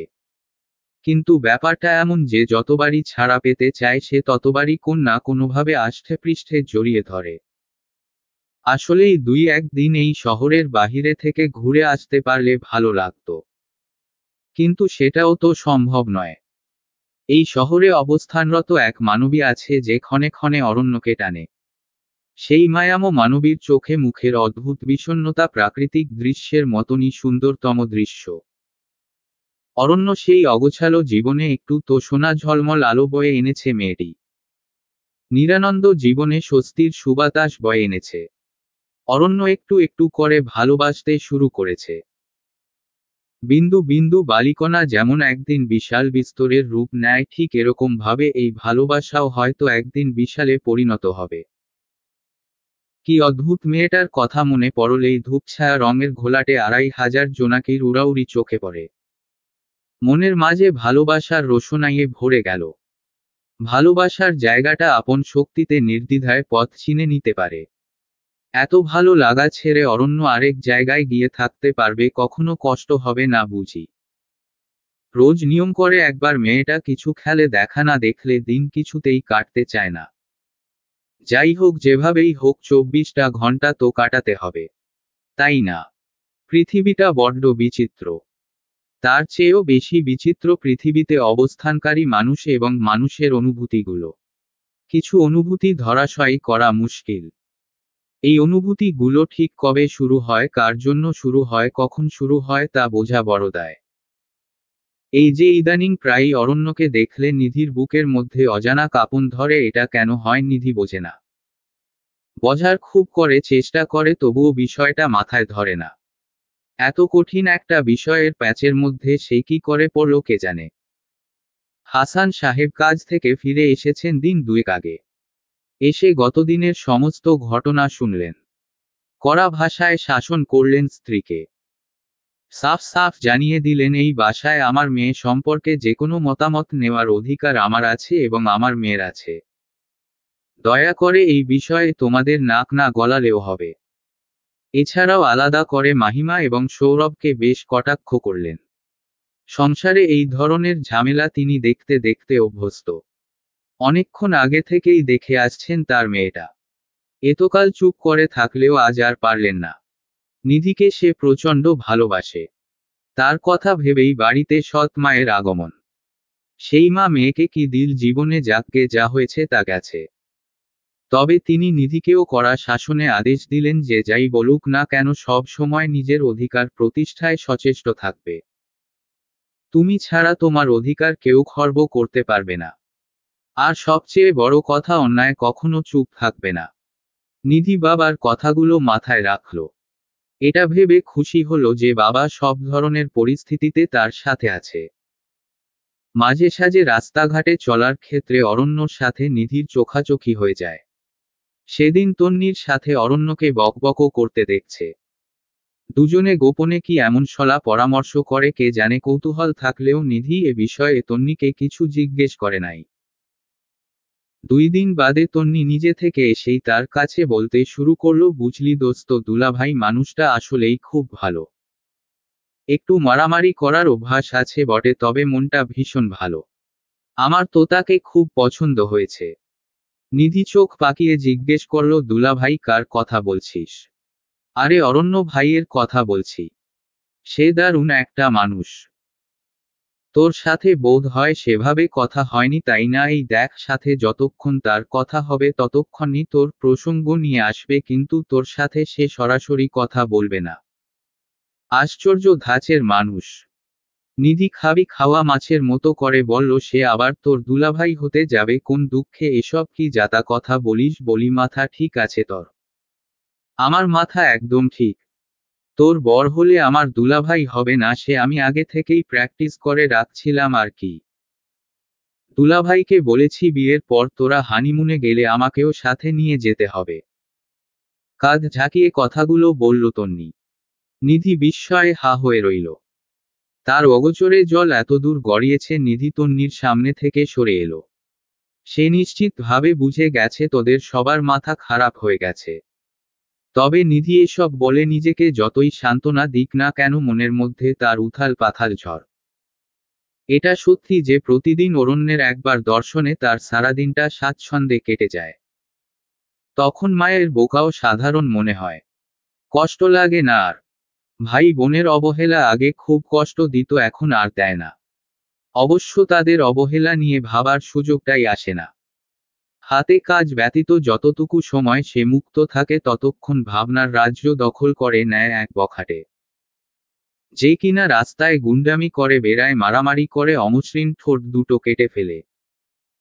যার হাতে পায়ে সব সময় কাটা ছেঁড়া দাগ থাকে। এমন একটা মানুষকে হঠাৎ করে মন দিয়ে দেয়ার কোন মানে হয়? সব মিলিয়ে নিধি নিজের উপর চরম বিরক্ত। বর্ষায় প্রলম্বিত পর্যায়ে শরৎ বিদায় নিয়েছে। পেজা পেজা মেঘ ভেসে বেড়ানো ঝলমলে আকাশের গায়ে এসে লাগতে শুরু করেছে কুয়াশার মলিন স্পর্শ। শুরু হয়েছে হেমন্তকাল। দিন ছোট হয়ে আসছে। বেলা পড়ে আসতেই সন্ধ্যা ঘনাচ্ছে দ্রুত। রোদের তেজ কমে এসেছে। নিধির শেষ টিউশনি পড়িয়ে বাড়ি ফিরতে পথিমধ্যে অরণ্যের সাথে দেখা। ইদানিং টুকটাক দেখা হয়, অরণ্যর সাথে কথাও হয় অল্প স্বল্প।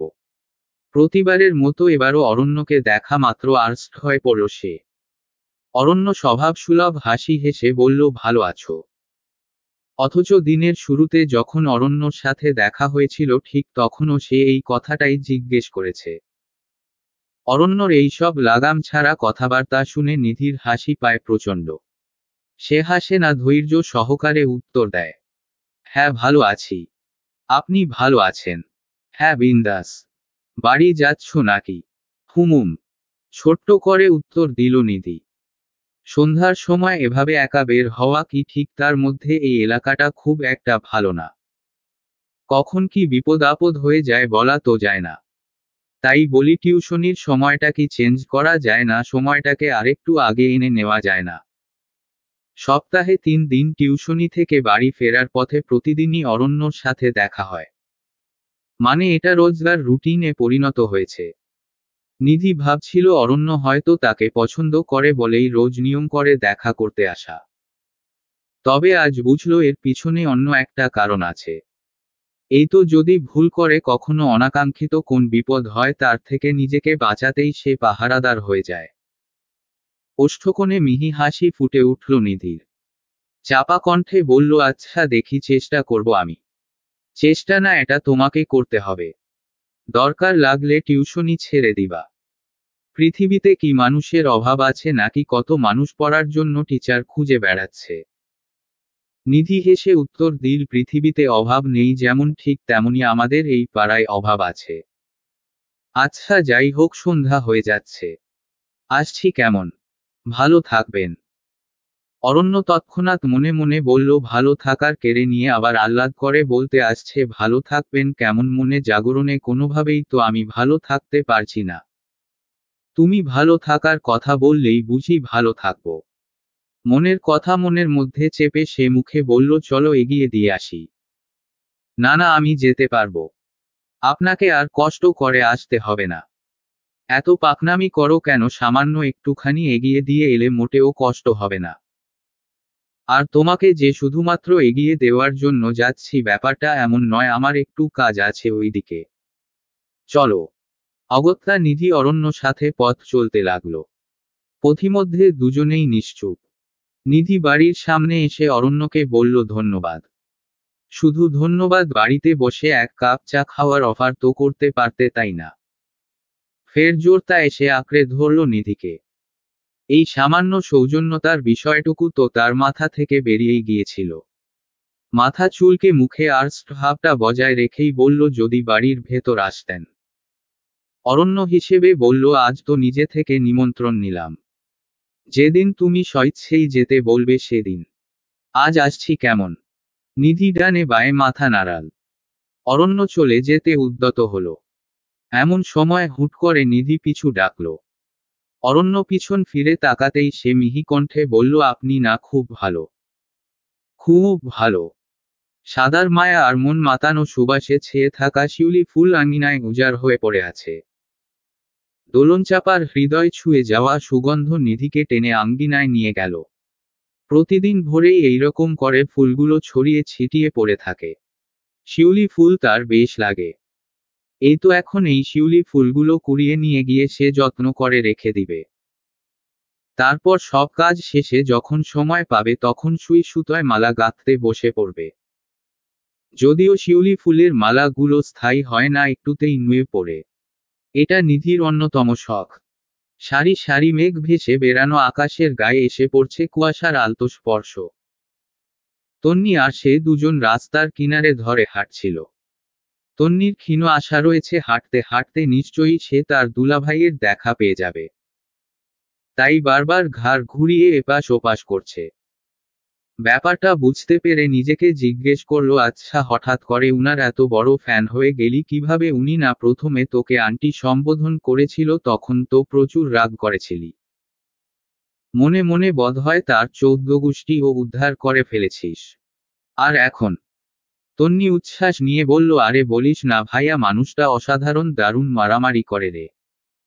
একদম সিনেমার নায়কের মতো। সেই লাগে, তুই একবার ভালোভাবে মিশে দেখিস, তুই নিজেও ফ্যান হয়ে যাবি। আমার ফ্যান হওয়ার কি দরকার?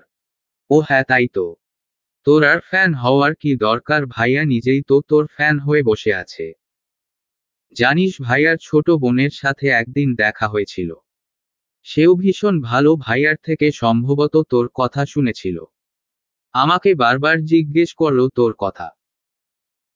নিধি চোখে মুখে অসহায় ভঙ্গি ফুটিয়ে বলল, আমার অগোচরে এত কাহিনী তোরা কিভাবে করিস? আমার কথা উনি ওনার বোনকে কেন বলেছে? উফ, এই ছেলেটা তো মান সম্মান সব ডুবিয়ে ছাড়বে।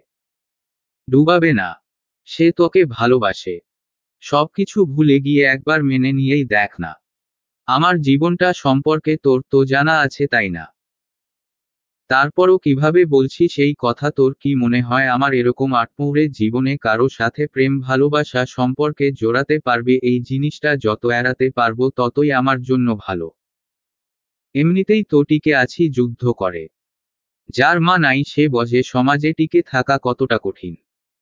বাসায় একটুখানি দেরি করে ফিরলে আমার সৎ মায়ের ভাষ্যমতে আমি নাকি কারো সাথে বাহিরে ঘুরে ঘুরে এসেছি। এছাড়া আরো অশ্রাব্য গালিগালাজ তো রয়েছেই। সম্পর্কে যদি জড়িয়ে যায় তাহলে আমি তাদের সঠিক প্রমাণ করে দিব না, এটা তো কখনো সম্ভব না। আমি নিজে নিজেকে বুঝি, তাই প্লিজ নেক্সট টাইম এই সব বিষয়ে আমার সাথে আর কথা বলিস না। যে মানুষগুলো তোকে বোঝে না, তোকে ন্যূনতম মূল্য দেয় না, তাদের কথার ঠিক বেঠিকের কি আছে তোর কাছে, তোর নিজের জীবনটা আগে। নিধি হেসে বলল, মনে রাখিস ওই মানুষগুলোর সাথেই আমার বসবাস। ওরা যেমনই করুক না কেন আমি ওদেরকে ভালোবাসি, আমার নিজের মানেই আমি উনাকেই মা হিসেবে জেনে এসেছি। তন্নি একটা দীর্ঘশ্বাস ছেড়ে বলল, যে মানুষগুলো তোর ভালোবাসার মূল্য দেয় না তাদের মাথায় তুলে নাচিস। আর যে মানুষটা তোর সামান্য ভালোবাসা পাওয়ার জন্য কাঙ্গাল তাকে তো পাত্তাই দিস না। তাহলে এই থরহরি টাইপ ভালোবাসা নিয়ে এক জীবনে কি করবি? চলবে। বখাটে। গল্পের প্রথম অংশ। আফিয়া আফরিন।